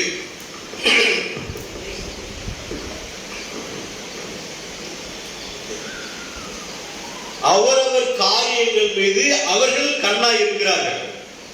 உலகத்தில் இருக்கக்கூடிய நீங்களும் நானும் கூட நம்முடைய பிரச்சனைகள் தான் பெரிதாக வைத்திருப்போம். ஒரு பசங்கள்கிட்ட பாருங்க, நம்ம கேள்வி கேட்டு சமாளிக்க முடியுதா? அவன் பேசுறான், நீங்க டீச்சர் தானே, நான் ஒரு கேள்வி கேட்கிறேன், சொல்லுங்க. சொல்லுப்பா, கேளுப்பா. அவன் கேட்கிறான், கார் ஓட்டத்திலாம் என்ன பண்ணும்? டே, கார் ஓட்டத்திலாம் கத்துக்கணும் தம்பி. இதுல என்ன இருக்கு? நல்லா கத்துக்கிட்டு வரணும். நீங்க உண்மையிலே வாதியம் தானா? ஏன்பா, என்ன விஷயம், என்ன சந்தேகம்? கார் ஓட்டத்திலன்னா என்ன பண்ணும்? ஓட்டையை பெருசாக்கணும். அப்பதான் கார் ஓட்ட தெரியும். கார் ஓட்ட நம்ம டிரைவிங் நினைச்சிட்டு இருக்கோம். அவன் பாருங்க எந்த விதமான வித்தியாசமான கோணத்துல வித்தியாசமா யோசிக்கிறான். கேக்குறாங்க, சார் பஸ் ஏன் பஸ்ஸா நிக்குது? நம்ம சொல்லுவோம், டே பஸ்ல வரணும்னா விருத்தாசலம் போனா இப்படி, கடலூர் போனா இப்படி, மஞ்சக்குப்பம் இப்படி, நெய்வேலி. உங்களுக்கு தெரியுமா தெரியாதா ஏன் பஸ் ஸ்டாண்ட் நிற்குது? இது கொஞ்சம் பேர் தெரியும். உங்களுக்கு தெரியலப்பா, நீயே சொல்லு. பஸ்ஸால உட்கார முடியாது, அதனாலதான் நிக்குது. தயவுசெய்து சரிங்க, ரொம்ப கஷ்டப்பட்டு ஒரு சொல்லுங்க. எல்லாருக்குமே அவரவர் தேவைகள் மீது, அவருடைய காரியங்கள் மீது அதீத நம்பிக்கைகளை வைத்துக் கொண்டிருக்கிறோம். கிறிஸ்துவுக்குள் பிரியமானவர்களே, இந்த நாளிலும் கூட ஆண்டவர் 3 இடங்களிலே அவரை அவமானப்படுத்த நினைக்கிறார். மூன்றாவதாக அவர் சொல்லும் போது, இந்த ராஜ்யத்தெல்லாம் நான் உனக்கு தரணிய காலில் வந்து விழுன்னு சொன்னான். ஆண்டவர் என்ன சொன்னாரு? ஒரே ஒரு தேவன் தான், தேவனை தவிர வேறொரு கடவுள் இல்லை. ஆமென். இன்னைக்கு நம்ம எல்லா இடத்துக்கும் போறோம். சில பேர் எல்லாம் பேசுவாங்க, பிரதர் சிஸ்டர், நாங்க வேண்டாத இடம் இல்லை, வேண்டாத கோயில் இல்லை, வேண்டாத சாமி இல்லை. ஒரே ஒரு சாமி தாங்க, ஒரு குத்தம் கூட செய்யாத ஒரே ஒரு மனுஷன், ஒரு குற்றம் கூட செய்யாத ஒரே ஒரு தெய்வம் இயேசு மட்டும்தான். இயேசு மட்டும்தான். இந்த உலகத்துல நம்ம எத்தனை இடம் நடந்து போறோம், எத்தனை இடங்களுக்கு பாத யாத்திரை போறோம், என்னென்னவோ வித்தியாசமா பண்ணிட்டு இருக்கிறோம். ஆனா வேதத்துல ஒரு இடத்துலயாவது உன் வாய்க்கு நீ அழகு போடணும், முதுகுல கம்பி போட்டு குத்துன்னு போட்டிருக்கா? உன்னை பத்திரமா பாதுகாப்பா வச்சு ஒரே ஒரு தெய்வம் அப்படின்னு சொல்லி ஆண்டவராகிய இயேசு கிறிஸ்து தேவன் ஒருவர் தான் என்று சொல்கிறார். கிறிஸ்துவுக்குள் பிரியமானவர்களே, அந்த ஒரே ஒரு தேவனுக்கு நாம் பிரியமா இருக்கிறோமா? அந்த ஒரே ஒரு தெய்வம் சொல்வதை நம்மால் ஏற்றுக்கொள்ள முடிகிறதா? கேட்கிறோமா? ஒரு வீடு கட்டணும்னா வாசப்படி எங்க வைக்கணும்? பாஸ்டர் சொல்ல வேணாம், அவர் தப்பா நினைச்சுக்குவார். நீங்க அவர்கிட்ட கேளுங்க, அது கிழக்கு வைக்கணுமோ மேற்கு வைக்கணுமா? இந்த வாசப்படி இது கரெக்டு தானா? பூமி பூஜை பண்ணோம், பாஸ்டர் அப்புறம் சொல்லிக்கலாம் பண்றோமா? பொண்ணு பார்க்க போகணும், ஜாதகம் இல்லாம பொண்ணு பார்க்க போறோமா? பிரதர் நாங்க கிறிஸ்டியன், நாங்க ஐயோ இருக்கா? அது மாதிரி இருக்கா? பாஸ்டர் சொல்லிக்கிற மாதிரி சொல்லிக்கலாம். நம்ம போய் முதல்ல கேட்டுக்கோம், இடம் ஜாதகம் ஜோசியம் பேராசி கைராசி எல்லாம் கரெக்டா இருக்குதா, ராகு 12 சுக்கிரம் 3 செவ்வாய் நாள் எல்லாம் சரியா இருக்குதா, எல்லாத்தையும் பார்த்துக்கிட்டு வந்து கர்த்தருக்கு ஸ்தோத்திரம், நல்ல இடத்துல ஒரு காரியம் நடந்தது, இந்த காரியம் கர்த்தராலே நடைபெற்றதா? எத்தனை பேர் இருக்காங்க? ஒரே ஒரு தெய்வம் சிலுவையில், அவர் தான் நமக்காக தூங்கி கொண்டிருக்கிறாரு. அவர் தான் நமக்காக 3ஆம் நாள் உயிரோட வந்தாரு. அவர் தான் செத்து போன லாசருவை வெளியில கூப்பிடாரு, லாசருவே வெளியே வா. அவரு தானே அற்புதம் பண்ணாரு, தண்ணீரை திராட்சை ரசமா மாத்தினாரு. பெரும்பாலும் ஸ்திரீ நடந்து போயிட்டு இருக்கிற அந்த வஸ்திரத்தின் ஓரத்தை தொடுறாரு, ஓரத்தை தொடுகிற பொழுது அங்கு சுகம் கிடைக்கிறது. ஆமென். என்ன 38 வருஷமா ஒருத்தர் போகணும் சரியா நினைச்சிட்டு இருக்கிறான். அவன்கிட்ட போய் கேட்கிறாரு, நீ பார்க்க விரும்புறியா? என்னென்ன நடக்குது பாருங்க. என்னை கலக்கி விடுறது போது என்னை இறக்கி விட ஆள் இல்லை, அதனாலதான் இப்படி உட்காந்து 2 கவலைப்படாத படுக்க எடுத்துட்டு போ. உடனே போனா ஒரு வாரம் கழிச்சு போனானா? அவன் உடனே வா, உடனே. கிறிஸ்துவுக்குள் பிரியமான தேவனுடைய ஜனமே, கடவுளுக்கு சித்தமானால் எல்லாம் உடனே நடக்கும். கடவுளுக்கு சித்தமானால் இயேசு கிறிஸ்துவை மட்டும் கடவுளாக நீங்கள் நம்பினால், இயேசு கிறிஸ்துவுக்காக உங்கள் வாழ்க்கையை நீங்கள் வாழ்ந்தால், இயேசு கிறிஸ்துவுக்காக உங்களை நீங்கள் அர்ப்பணித்தால், வேதத்தை நீங்கள் சுமந்தால், உங்கள் வாழ்க்கையில் இருக்கிற துன்பங்கள் எல்லாம் உடனே போகும். வீடு கட்டுகிற நிலை உடனே சரியாகும், வேலை கிடைக்கிற நிலை உடனே மாறும். சித்தம் இருக்கிறது ஆண்டவருக்கு, அதனாலதான் உங்களை என்னை சுத்தமா வச்சிருக்கிறார். அவருடைய சித்தத்தினாலே எல்லாம் நடந்து கொண்டிருக்கிறது. அதனாலதான் ஆண்டவர் இந்த பாடுகளின் நாட்கள்ல பசியோட வேதனையோட இருக்கிறாருங்க. இந்த சிலுவையில தொங்கிட்டு இருப்பது கூட ஒருத்தர் கேள்வி பண்றான் பாருங்க. ஒருத்தர் சொன்னா, டே அவர் தப்பே பண்ணலடா, அவர் தப்பு பண்ணாலும் பண்ணாட்டி எனக்கு கவலை இல்லடா, நான் காப்பாத்தணும்டா. அவர்கிட்ட கேட்கிறான்ப்பா, என்னை நீ காப்பாத்தி விட, நீதான் கடவுள். கடவுள் தேவனுடைய குமாரன்தானா என்பது பிசாசுக்கு சந்தேகத்தை உருவாக்கி கொண்டே இருக்கிறது. அதனால கேட்டுட்டே இருக்கிறான், நீ தேவனுடைய குமாரனே ஆனால் தாழ குதியும், நீ தேவனுடைய குமாரனே ஆனால் உன்னை நீயே ரட்சித்துக் கொள்ளும். இந்த இடத்துல போட்டிருக்கு, நீங்க லூக்கால படிச்சீங்கன்னா, அவன் சிறிது காலம் விலகி போனான், அப்பாலே போய் சாத்தானே அப்படின்னு சொல்லுவார். ஆளை வந்து விழுன்னு சொல்லும்போது போ சாத்தான்னு சொல்லுவாரு, அவன் போயிடுவான். உடனே தேவதூதர்கள் வருவாங்க. ஆமென். சோதனைகள் உங்கள்கிட்ட இருந்தாலும் அந்த சோதனை நீ சகித்து கொண்டால், இயேசுக்காக ஏற்றுக்கொண்டால், கிறிஸ்துவுக்காக நீ பாடுபட்டால், அந்த சோதனை மாறி தேவ தூதர்கள் வந்து உங்களை தாங்குவார்கள். அதுலதான் அவன் கேட்டான், நீ கல்லுல மோதாதபடி தேவ தூதர்களை காப்பா சொன்னீங்கள, இப்ப நீ குதி. அப்ப வந்துட்டாங்க பாருங்க, பிசாசு விலகி போறான், தேவதூதர்கள் உள்ள வராங்க. கிறிஸ்துவுக்குள் பிரியமானவர்களே, அவன் கொஞ்ச காலம் தான் விலகி இருந்தான். லூக்கா எடுத்து நீங்க படிக்கிற பொழுது அவன் கொஞ்ச காலம் விலகி இருந்ததாக சொல்கிறார்கள். மறுபடியும் அவன் வரான். இன்னொரு இடத்துல அந்த பேதுருகிட்ட சொல்றான், நீங்க என்ன இது மாதிரி சாவ போறேன்னு சொல்றீங்க, இல்ல நீங்க அப்படி பேசக்கூடாது. உலகத்தின் பொருட்டு நான் பாடுகப்பட்டு சிறுவில அரைஞ்சு நான் சாவா அப்படின்னு இயேசு கிறிஸ்து சொல்லிட்டு இருக்கிறாரு. சொல்றான், ரொம்ப பாசமா இருக்கிற மாதிரி சொல்றான். அந்த இடத்துல பிசாசு வந்து மாத்திரம் பாருங்க. அப்போ ஆண்டவர் சொல்லுவார், அப்பாலே போ சாத்தானே. அவன் அப்பாலே போ சாத்தானே என்று அவர் சொல்கிற பொழுதெல்லாம் சாத்தான் வந்து குடும்பத்தை கலக்கத்திற்குள்ளாக உருவாக்கி கொண்டிருக்கிறான். இந்த 3 விடயங்களை நினைவில் வைத்துக் கொள்ளுங்கள். என் ஆண்டவர் கல்லுகளை எத்தனையோ அற்புதங்கள் செய்வார், கல்லுகளை அப்பங்களாக மாட்டாரா? என் ஆண்டவர் எவ்வளவோ அதிசயத்தையும் அற்புதத்தையும் பண்ணவர், மேல இருந்து அவரால் குதிக்க முடியாதா?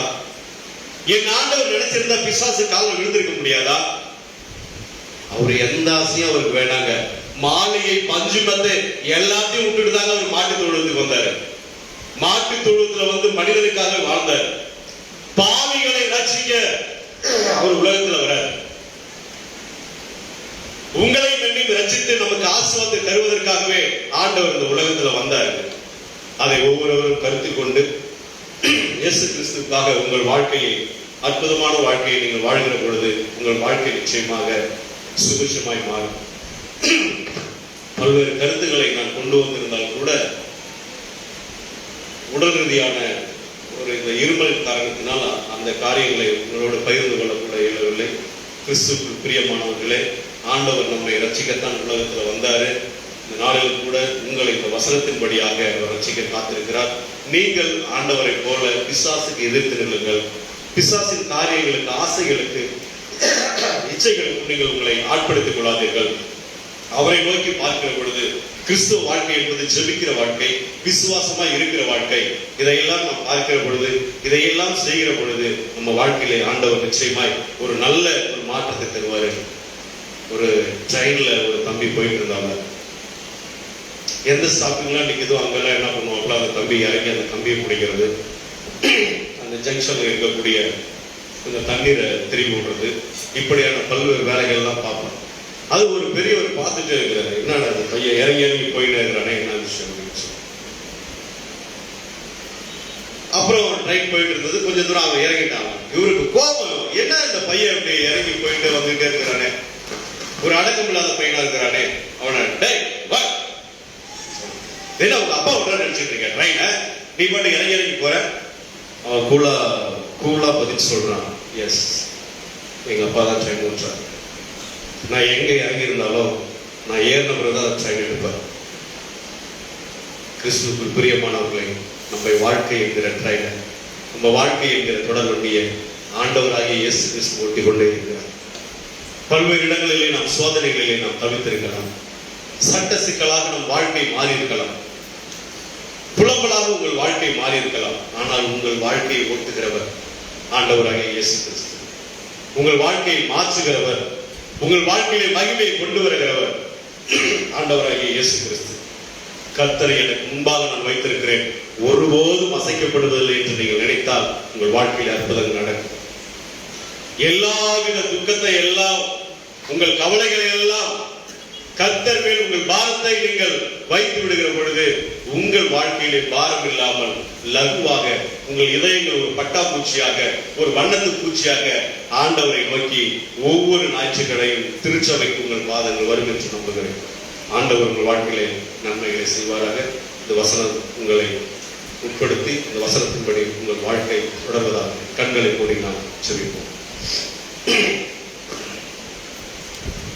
எங்களை நேசிக்கிற நல்ல அப்பா, இந்த நாளுக்காக துதிக்கிற ஆண்டவரே, கடந்த நாட்கள் முழுவதுமாக எங்களை கண்ணின் மணி போல பாதுகாத்து இம்மட்டுமாய் வழிநடத்தி வந்த அன்பின் தகப்பன், இந்த நாளில் கூட நாங்கள் பேசிய வார்த்தைகளை நீர் ஆஸ்வதியும் ஆண்டவரே. 3 இடங்களில் ஆண்டவரே அப்பா, பிசாசு உங்களையும் எங்களையும் என்னையும் சோதித்துக் கொண்டே இருக்கிறார் ஆண்டவரே. ஆனா எல்லாவற்றையும் சுமந்து செல்வதற்கு எனக்கு பலம் கொடுத்திருக்கிறேன். நன்றி அப்பா, நன்றி ஆண்டவரே. என் வாழ்க்கையில வந்ததுக்கு நன்றி, என் பிள்ளைகளை ஆசிர்வதித்ததுக்கு நன்றி, திருச்சபைக்கு என்னை வரவழைத்ததுக்கு நன்றி அப்பா. எனக்காக அந்த துன்பத்தை எல்லாம் பாரத்தை எல்லாம் சிலுவையிலே சுமந்து கொண்டிருக்கிறேன். உமக்கு நன்றி ஆண்டவரே. நான் எத்தனை இடங்கள்ல அவமானப்பட்டிருக்கேன் தெரியுமா ஆண்டவரே? வேலை பார்க்கிற இடத்துல நான் அவமானப்படுத்திருக்கேன் ஆண்டவரே. வீட்டுல நான் அவமானப்படுத்திருக்கிறேன் ஆண்டவரே. ஏசப்பா, என் கூட இருக்கிற என்னுடைய கணவன் என்னை அவமானப்படுத்துகிறார். என் மனைவி என்னை புரிந்து கொள்ளவில்லை, என் பிள்ளைகள் என்னை புரிந்து கொள்ளவில்லை. ஆனாலும் எல்லாவற்றையும் நான் சகித்துக் கொண்டு வாழ்கிறேன். சோதனையை சகிக்கிற மனுஷன் பாக்கியவான் என்று எழுதியிருக்கிறதப்பா. என் வாழ்க்கையில நிம்மதி இல்லை சாமி. உட்கார்ந்தா எழுந்திருக்க முடியல ஆண்டவரே. கை காலெல்லாம் வலிக்கிறதப்பா. சுகர் பிரச்சனை ஆண்டவரே, பிரஷர் ஆண்டவரே, மன அழுத்தம் ஆண்டவரே. என்னால ஒண்ணும் பண்ண முடியலப்பா. என் கூட வாங்க ஆண்டவரே, என்ன தொடுங்க ஆண்டவரே, என் வாழ்க்கையை மாத்துங்க ஆண்டவரே. என்கிட்ட பேசுறது கூட இந்த உலகத்துல ஆளுநர் தெரியுமாப்பா. நான் தனியே எத்தனை நாள் ஜன்னல்ல நான் பேசியிருக்கேன், தனியே எத்தனை நாள் தலையணை கூட பேசியிருக்கேன் ஆண்டவரே. கரிசனையாய் ஒரு வார்த்தை என்னோடு பேச ஆளுப்பா. என் வேதனை நீங்க புரிஞ்சு என் கூட வாங்க ஆண்டவரே. என் பிரச்சனையை மாத்துங்க ஆண்டவரே, என் கவலையை மாத்துங்க ஆண்டவரே, என் கண்ணீரை மாத்துங்க ஆண்டவரே, என் சோதனையை மாத்துங்க ஆண்டவரே, என் வேதனையை மாத்துங்க ஆண்டவரே.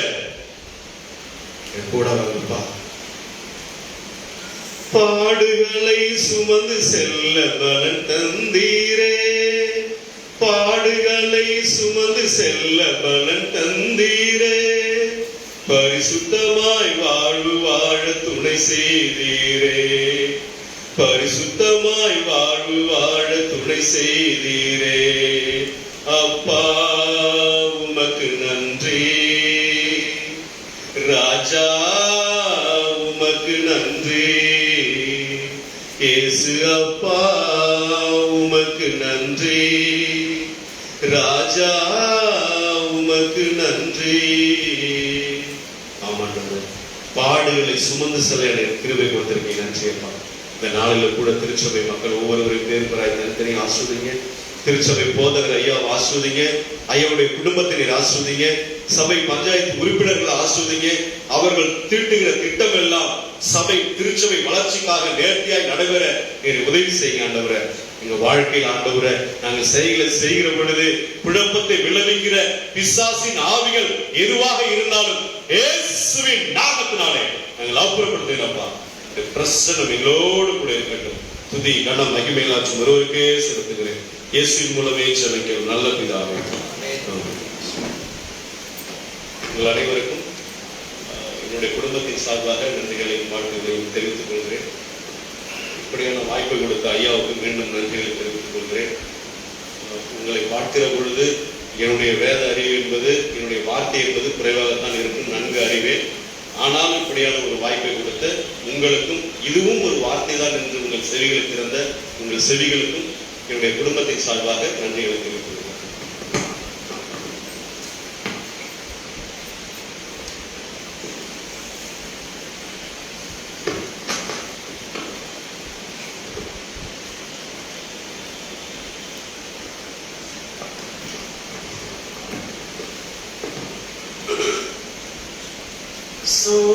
சோதனைகளை சகிப்போ பாக்கியவானல்லோ, சோதனைகளை சகிப்போ பாக்கியவானல்லோ, ஜீவகிரீடம் சோடும் நேரம் என்ன பேரின்பம், ஜீவகிரீடம் சோடும் நேரம் என்ன பேரின்பம், சோர்ந்து போகாதே மன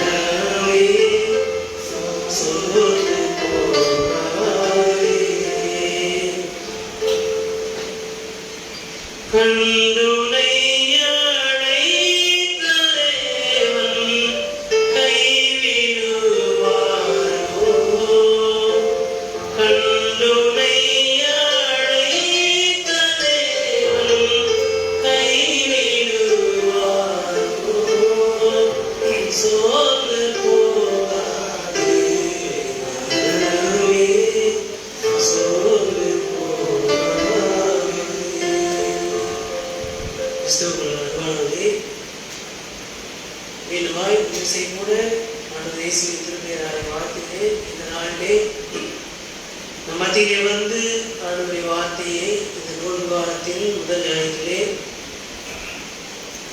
சோதனைகளை சகிப்பவர் பாக்கியவான் என்பதை அடித்தளமாக கொண்டு இயேசு சோதிக்கப்பட்டவராக இருந்தாலும் நம்மை அவர் சோதனையின் நடுவிலே பாதுகாக்கின்ற கடவுள் என்பதை மிகவும் தீர்க்கமாய் அவனுடைய ஆவியாருடைய உறுதலோடு வெளிப்படுத்தியிருக்கின்ற அருமையான சகோதரனுக்கு சபையின் சார்பிலே மீண்டுமாய் நன்றிகளை தெரிவித்துக் கொள்கிறேன். தொடர்ந்து நீங்கள் செய்கின்ற பல்வேறு ஊழியங்களையும் ஆசிரியர் பணியையும் ஆண்டவர் உங்களுக்கு ஆசிரியக்க வேண்டும் என்று வேண்டிக் கொள்கிறோம். கர்த்தரின் சித்தமானால் ஆண்டவர் நமக்கு நிரந்தரமான ஆசிரியர் அல்லது பேராசிரியர் பணியை ஆண்டவர் தந்தர வேண்டும் என்று சொல்லி சபையின் சார்பிலே மக்களின் சார்பிலே உரை மனதாக வாழ்த்துகிறேன். இறைமக்களுக்கு அறிவிக்கப்பட வேண்டிய அறிவிப்புகள். கடந்த வார காணிக்கை ரூபாய் 2160 ரூபாய். 5/3/2025 அன்று சாம்பல் முதல் வழிபாட்டிலே எடுக்கப்பட்ட காணிக்கை ரூபாய் 1218 ரூபாய். ஆக மொத்தம் 3378 ரூபாய். வழிபாட்டிற்கு பிறகு ஞாயிறு பள்ளி வழக்கம் போல் நடைபெறும். சபை சந்தா பாக்கி, ஏல பாக்கி, அறுவடை திருநாள் பாக்கி இருந்தால் அதை நம்முடைய சபை பொருளாளரிடம் உடனடியாக கொடுத்து கணக்கை கொடுக்கும்படி அப்போது கூட கேட்டுக்கொள்கிறேன். நமது புதிய ஆலய கட்டுமான பணிக்காக இறைவேண்டல் செய்யவும், காணிக்கைகளை கொடுக்கவும், நன்கொடைகளை பொருளாக, பணமாக, நண்பர்கள் மூலமாக, அறிந்தவர்கள் தெரிந்தவர்கள் மூலமாக, குடும்பத்தினுடைய உறவினர்கள் மூலமாக பெற்றுத்தரும்படி சபையாராகிய அனைவரையும் நான் அன்போடு கூட கேட்டுக்கொள்கிறேன். உபவாச கால நிகழ்ச்சிகள் குடும்பத்திற்கு ஒன்று இந்த முறையிலே இருக்கிறதை வழிபாடு முடிந்த பிறகு அதை பெற்று செல்லும்படி உங்களை நான் அன்போடு கூட கேட்டுக்கொள்கிறேன். வருகின்ற 14/3/2025 அன்று நோன்பு நாட்களில் முதலாம் வெள்ளி வழிபாடு மாலை 6:30 மணிக்கு ஆலயத்தில் நடைபெறும். அன்று இந்த ஆண்டு ஆசிரியர் பணியிலிருந்து ஓய்வு பெற இருக்கின்ற அருமையான சகோதரி திருமதி ஜெய தேவகுமாரி அம்மா அவர்கள் ஆண்டுடைய வார்த்தையை பகிர்ந்து கொள்வார்கள். இந்த வாரம் தன்னுடைய பிறந்த நாள் மற்றும் திருமண நாள் காணுகின்றவர்கள் திரு டி. ஜோசப் விமல்ராஜ் 12/3/2025 அன்று தன்னுடைய பிறந்த நாளை கொண்டாடுகிறார். திரு டி. தேவமித்ரன் 14/3/2025 அன்று தன்னுடைய பிறந்த நாளை கொண்டாடுகிறார். அருமையான பிள்ளைகளுக்கு இந்த ஆண்டு ஆசீர்வாதமான ஆண்டாக இருக்கும்படிக்கு கடவுளின் திருப்பெயராலே வாழ்த்துகிறோம். வருடத்தை நன்மையாக முடிசூட்டுகின்ற ஆண்டுகள் திரளான ஆசீர்வாதத்தை கொண்டு குடும்பத்தின் மக்களையும் பிறந்த நாளை கொண்டாடுகின்ற பிள்ளைகளையும் நிறையமாய் ஆசீர்வதிப்பாராக. புதிய ஆலய கட்டுமான பணியை குறித்து கூடுதலான ஒரு செய்தி. நாளை திங்கட்கிழமை காலை 10/3/2025 காலை 9 மணிக்கு நம்முடைய ஆலயத்தினுடைய இந்த கிரேட் பீம் என்று சொல்லப்படுகின்ற ஆலய அடித்தளத்தினுடைய இந்த காங்கிரீட் பெல்ட் அமைக்கின்ற பணி காங்கிரீட் போட இருக்கிறது. ஒருவேளை சென்ற மாதத்திலே நாம் அதை செய்வதாக சொல்லியிருந்தோம். ஆனால் அந்த பணியை ஆரம்பித்து வைத்தோம். நாளைய தினம் அந்த பணி நிறைவு பெற இருக்கிறது. எனவே ஒவ்வொரு நாளும் அந்த பணியை நீங்கள் பார்த்து வருகிறீர்கள் என்று நம்புகிறேன். அதோடு கூட உங்களுடைய அர்ப்பணிப்புள்ள இறைவேண்டல், உங்களுடைய உதாரணத்துவமான காணிக்கை, பங்களிப்பு இவற்றின் மூலமாக ஒவ்வொரு நாளும் கடவுள் அற்புதங்களை செய்து வருகிறார் என்பதை மனதார வாழ்த்துதலோடு மன மகிழ்ச்சியோடு தெரிவித்துக் கொள்கிறேன். ஒரு நாளைக்கு 1,00,000 ரூபாய் வங்கி கணக்கிலே வரவாக வருமானால் 6 மாதத்திலே இந்த ஆலயத்தை நாம் கட்டி முடிக்க முடியும் என்று சொல்லி ஆண்டவரத்திலே பொருத்தனை செய்திருக்கிறோம். இது கேட்கிறதுக்கு கடினமாக அல்லது நம்புவதற்கு ஏதுமில்லாத கூட இருக்கலாம். ஒரு நாளைக்கு 1,00,000 ரூபாய் எப்படி வராது? ஒரே நபர் கொடுத்தாதான் சிரமமாக இருக்கும். திரளான மக்களை ஆண்டவர் எழுப்புவார். காண்கிறவர்களின் மீது அல்ல, காணாத நிலையிலிருந்து அற்புதங்களை செய்கின்ற ஆண்டவர் நம்முடைய ஆண்டவர். எனவே நான் நம்புகிறேன், நீங்களும் நம்புகிறீர்கள் என்று நான் நம்புகிறேன். எனவே கடவுள் அற்புதம் செய்கின்ற கடவுள் நிச்சயமாக அற்புதங்களை செய்வார்.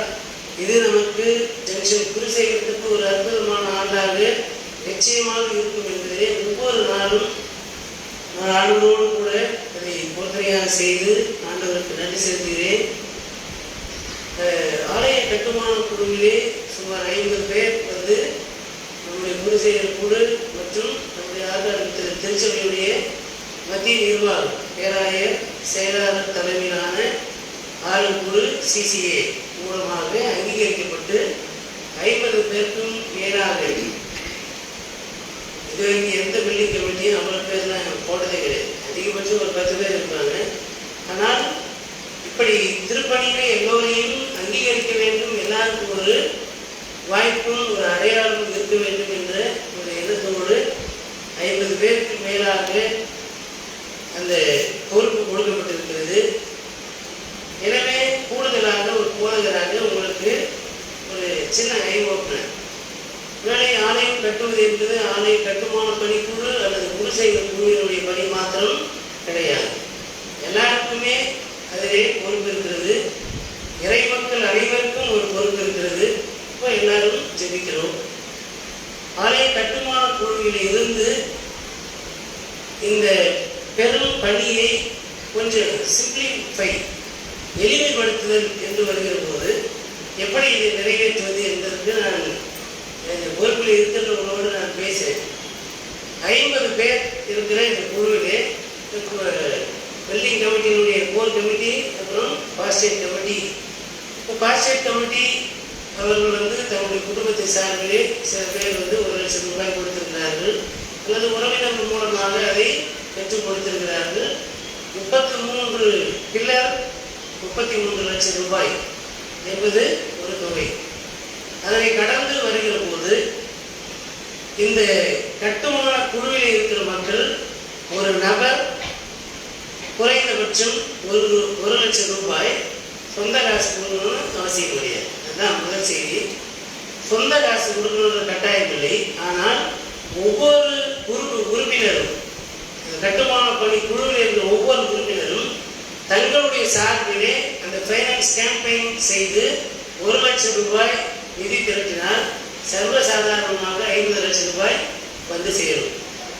கட்டுமான குழுவில் இருக்கிற கவிஞர், பொருளாளர், இன்னுமாக அதனுடைய பொறுப்பாளர்கள், பாஸ்டேட் கமிட்டியும் கட்டுமான குழுவும் இணைந்து தான் அந்த கோர் கமிட்டி. அந்த கமிட்டி 2 பேராக சேர்ந்து 4 லட்சம் ரூபாய் அதை வசூலித்து செய்வதற்கு அவர்களால் முடியும் என்பதை நான் தெரிந்து கொள்கிறேன். எனவே இது கடவுளுடைய கிருபை, அதில் நம்முடைய பங்களிப்பு இருக்க வேண்டும் என்பதை போதகராக உங்களுக்கு சின்ன ஒரு தெரிவை மாத்திரம் நான் கொடுக்கிறேன். அதோடு நின்று விடாமல், அப்போ பில்டிங் கமிட்டியோடு அந்த வேலை முடிஞ்சு போச்சு, இல்லை பாஸ்டேட் கமிட்டியோடு அந்த வேலை முடிஞ்சு அல்ல. நம்ம எல்லாருமே இறைவேண்டல் வழியாக தெரிந்தவர்கள், அறிந்தவர்கள், நண்பர்கள் மூலமாக 1 ரூபாயாக இருக்கலாம், 100 ரூபாயாக இருக்கலாம், அது எவ்வளவு வேண்டுமானாலும் இருக்கட்டும், ஆண்டவருக்கென்று காணிக்கைகளை கொடுப்பதற்கும் பெற்றுக் கொடுப்பதற்கும் நீங்கள் தன்னார்வமாக முன்வந்து இந்த பணியை செய்ய வேண்டும் என்று சொல்லி உங்களை நான் உங்களோடு கூட கேட்டுக்கொள்கிறேன். 2வது, அண்ணன் அம்பேத்கர் ஒரு வார்த்தை சொல்லியிருப்பார். ஒரு தேரை நான் கஷ்டப்பட்டு கொண்டு வந்து இந்த இடத்துல நிறுத்தி இருக்கிறேன், முடித்தா முன்னால் எழுதிருப்பாங்க, இல்லைன்னா அப்படியே விட்டு நான் இருக்கிற இடத்துல இருக்கட்டும், பின்னால் தள்ளி விட்டுறாதீங்க என்று சொல்லுவார். இந்த ஆலயத்தை கட்டுகின்ற பணியை இதுவரைக்கும் இந்த தேரை நிறுத்தி கொண்டு வந்து நிறுத்தி வைத்தது. தேவையற்ற விமர்சனங்களை வைத்து வேலை செய்கிறவர்களை மனநோவு செய்து விடார்கள் என்பதை போதகராக நான் இதை சொல்வது என்னுடைய பொறுப்பு என்பதை நான் உணர்ந்து சொல்கிறேன். எதிர்மறையான விமர்சனங்கள் வைக்காதீர்கள். ஆக்கப்பூர்வமான விமர்சனங்கள் கண்டிப்பாக அவசியம். ஆனால் காயப்படுத்துகிற விதமாக அல்லது மனசலிப்பை உண்டாக்குகின்ற விதமான எந்த விதமான விமர்சனம் வராதபடிக்கு நீங்கள் ஒத்துழைக்கும்படி நான் கேட்டுக்கொள்கிறேன். இது யாரோ செய்கிறாங்க, இது நம்ம சொல்கிறாங்க அப்படின்லாம் எந்த அறிவிப்பும் அப்படி பர்சனலைஸ் பண்ணிக்கவே கூடாது. இது ஒரு கருத்து, அவ்வளோதான். நம்ம சொல்லியிருப்பாரு ஐயா அப்படின்லாம் யாரும் எடுத்துக்கொள்ள வேண்டிய அவசியம் இல்லை. அப்படிப்பட்ட நிகழ்வுகள் வராதபடி திரு ராஜா சன் ஆஃப் திரு பலராமன் கள்ளக்குறிச்சியை சார்ந்தவர் அவர்கள் ரூபாய் 1000 ஆலய கட்டுமான பணிக்காக கொடுத்திருக்கிறார்கள். திருமதி தேவகுமாரி தலைமை ஆசிரியர் அவர்கள் சென்னை ஆலந்தூர் பகுதியை சார்ந்த ஒரு ரோமன் கத்தோலிக்க குடும்பத்தை சார்ந்தவர்கள் ரூபாய் 1000 காணிக்கையாக கொடுத்திருக்கிறார்கள். திருமதி எஃப்சி மனாசே வேலூர் தென்னிந்திய திருச்சபை ஆழ்கார் திருச்சபை சார்ந்த எஃப்சி மனாசே அவர்கள் ரூபாய் 2000 காணிக்கையாக கொடுத்திருக்கிறார்கள். திரு தாமஸ் ராஜேந்திரன் தலைமை ஆசிரியர் ஆளுநர் உறுப்பினர் அவர்கள் வாக்களித்த 1,00,000 ரூபாயினுடைய ஒரு பகுதியாக இந்த மாதத்தினுடைய 5,000 ரூபாயை கொடுத்திருக்கிறார்கள். நேற்றைய தினத்திலே திரு நிலச்சந்திரன் பட்டதாரி ஆசிரியர் அவர்கள் திரு விடியன் எபினேசர், திரு கனகராஜ் ஆசிரியர், திரு டேவிட் லாசர் ஆசிரியர் அவர்கள் மூலமாக தொடர்பு கொண்ட போது கனகராஜ் ஆசிரியர் மூலமாக திரு நிலச்சந்திரன் அவர்கள் 20 மூட்டை சிமெண்ட் சுமார் 6,000 ரூபாய் மதிப்புடைய சிமெண்டை அவர்கள் கொடுத்திருக்கிறார்கள்.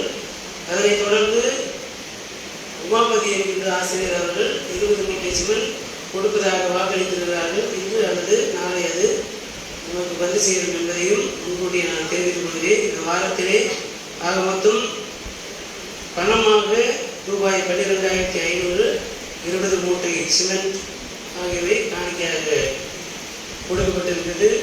அனைத்து காணிகளும் முன்னிட்டு அனைவருடைய குடும்பத்தின் மக்களை கடவுள் நாமே நிறைவாய் ஆசீர்வதிப்பாராக. ஆமென்.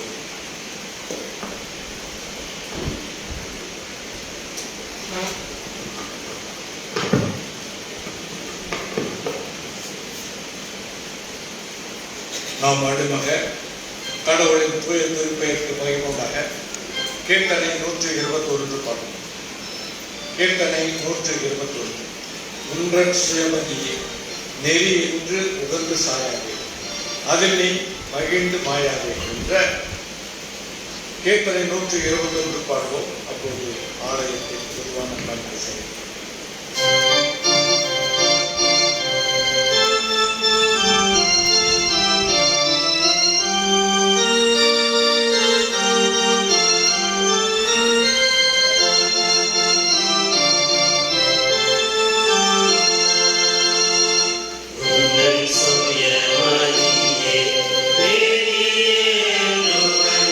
சாயாதே அதில் நீ மகிழ்ந்து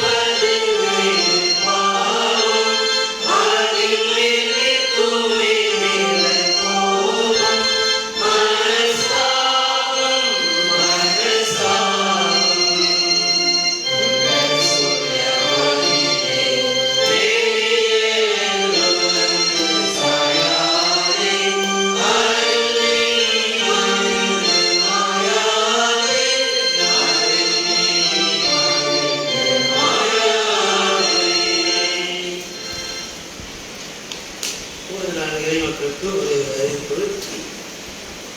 கிறிஸ்தவ அன்பானவர்களே, ஒவ்வொரு வாரமும் உங்களுக்கு நினைப்பூட்டி வருகின்ற காரியத்தை மீண்டும் ஒரு விஷயம் நினைப்பூட்டுகிறேன்.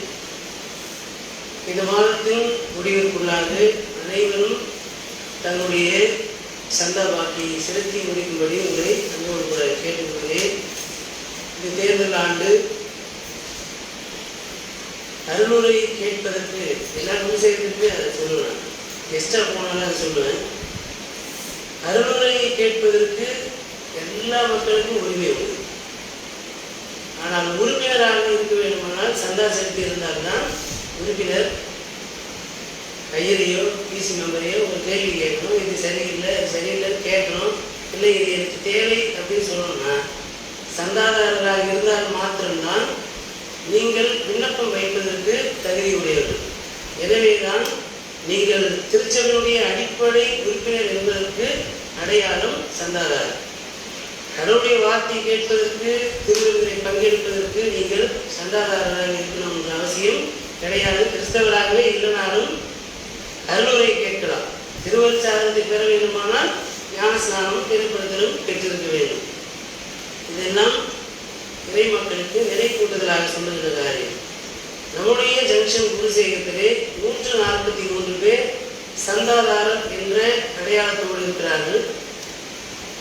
ஒரு சந்தாதாரர் பட்டியல் போல என்ற முறையிலே எனக்கு கொடுக்கப்பட்டிருக்கிறது. அதில் யாருடைய முகவரியும் இல்லை. எனவே சபையினுடைய சந்தாதாரராக இருக்கிற அத்தனை 143 பேர், ஒரு மிஷன் ஒருத்தராக இருந்தால் அவர் நேரடியாக அவர்கள் அங்கீகரிக்கப்பட்ட உறுப்பினர்கள். மற்றபடி நான் மிஷன் ஒர்க்கராக இருக்கிற அத்தனை பேரும் உங்களுடைய ஆதார் அட்டையை போல என்ற முறையிலே என்னிடத்திலே நேரடியாக நீங்கள் ஒப்படைக்க வேண்டும் என்பதை உங்களுக்கு கனிவோடும் குருசேகத்தினுடைய தலைவர் என்ற முறையிலே அதிகாரத்தோடும் இதை தெரிவித்துக் கொள்கிறேன். ஆதார் கார்டு யார் கொடுக்கிறாங்களோ அதை சரிபார்த்து அவர்கள் விருதாச்சலத்திலே குடியிருக்கிறார்களா, விருதாச்சலத்தினுடைய பூர்வீக மக்களா என்பதை சரிபார்த்து அவர்கள்தான் தேர்தலிலே வாக்களிக்க முடியும் என்பதை போதகர் என்ற முறையிலே தெளிவாக அதை தெரிவித்துக் கொள்கிறேன். எனவே தயவு செய்து இந்த வாரத்திற்குள்ளாக அனைவரும் உங்களுடைய ஆதார் அட்டையை வாட்ஸ்அப் மூலமாக அல்லது பேப்பராக நீங்கள் அதை போதகத்திலே ஒப்புவிக்கும்படி உங்களை நான் அன்போடு கூட கேட்டுக்கொள்கிறேன், வேண்டிக் கொள்வோம். மகா இறக்கமும் திரும்பியுள்ள பரமபிதாவே, உம்முடைய தயால் உள்ள கருத்திலிருந்து ஏராளமான நன்மைகளை பெற்று அனுபவித்தவருடைய பிள்ளைகளாக நாங்கள் இச்சமயத்தில் சேர்ந்து காணிக்கையை தயவாய் அங்கீகரித்தோம்.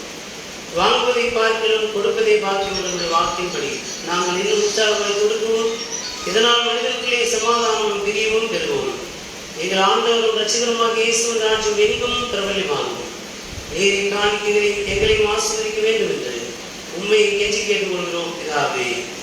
ஆமே. பரலோகத்திற்கு பிதாவே, நாம் கருத்துப்படுவதாக, ஆட்சி வருவதாக, சித்த பரவத்தை செயல்படுத்துவதை செயல்படுவதாக, அன்றைய ஆகத்தை வந்தாலும் குற்ற செயல் நாம் மன்னிக்கிறது போல எங்கள் பாவங்களே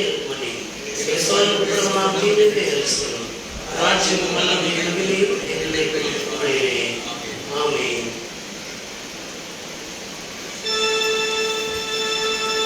ஆண்டவர் உங்களோடு இருப்பாராக.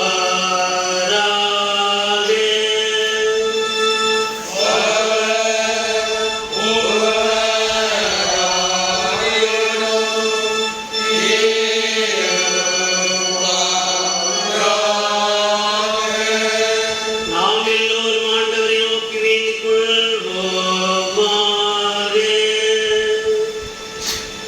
எங்கள் பரமபிதாவாகிய கடவுளே, நீர் உம்முடைய அளவில்லாத இரக்கத்தின்படி ஒரு திருவசனத்தை எங்களுக்கு தந்து அதை கொண்டு இவ்விடத்தில் உமது திருச்சபையை சேர்த்து வருகிற உமது தயவுக்காக நாங்கள் உம்மை நன்றியுடன் தோத்தரிக்கிறோம்.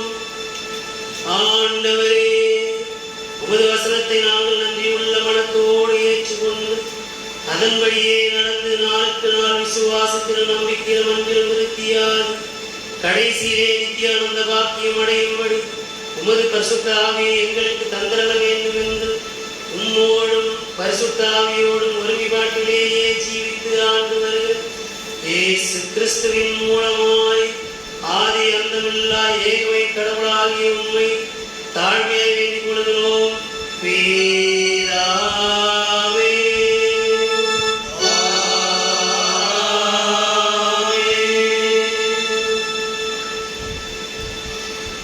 ஆண்டவர் உன்னை ஆசீர்வதித்து உன்னை காப்பாராக.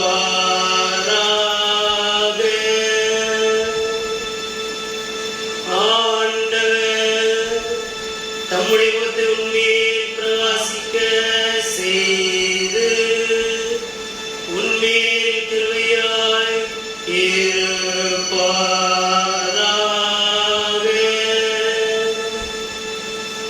ஆண்டவர் தம்முடைய முகத்தை உன்மேல் பிரசன்னமாக்கி உனக்கு சமாதானம் கட்டளையிடுவாராக.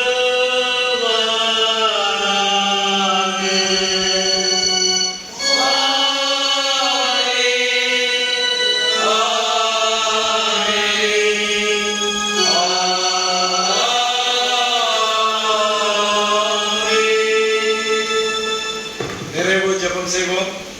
ஜெபத்திற்கு பிறகு பாமாலை 114 வாதையுற்ற மீட்பரே என்ற பாமாலையில் இரண்டாவது கவியை மந்திரப்பாடு நிறைவு பாடலாக பாடும். ஜெபம் செய்வோம். உலகத்தில் பாவத்தை சுமந்த தேவ ஆட்டுக்குட்டியும் எங்கள் இரட்சகருமாய் இயேசு கிறிஸ்துவே, தேவரே, பாவ கேட்டிலிருந்து எங்களை மீட்டு ரட்சிக்க சொல்லி முடியாத கஸ்தி, வேதனை, அகோரமான பாடுகளை பட்டு சிலுவையிலே உம்முடைய ஜீவனை விட்டு மரணம் அடைந்தீர் என்று எங்களுக்கு உம்முடைய நற்செய்தியினால் வெளிப்படுத்தின தயவுக்காக உமக்கு ஸ்தோத்திரம்.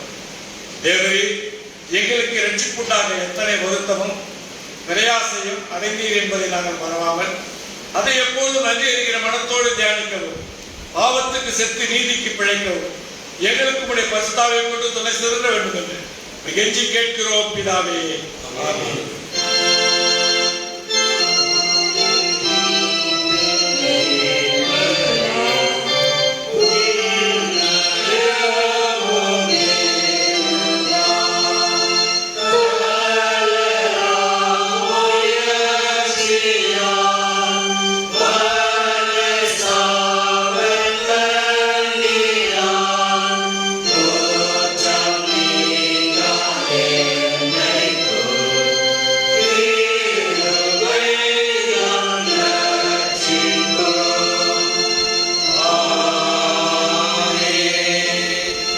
என் ஆத்துமாவே கர்த்தரை ஸ்தோத்திரி, என் முழுவதும் பிரசன்னத்தை ஸ்தோத்திரி. என் ஆத்துமாவே கர்த்தரை ஸ்தோத்திரி, கர்த்தர் செய்த சகல உபகாரங்களை மறவாதே. ஆமென்.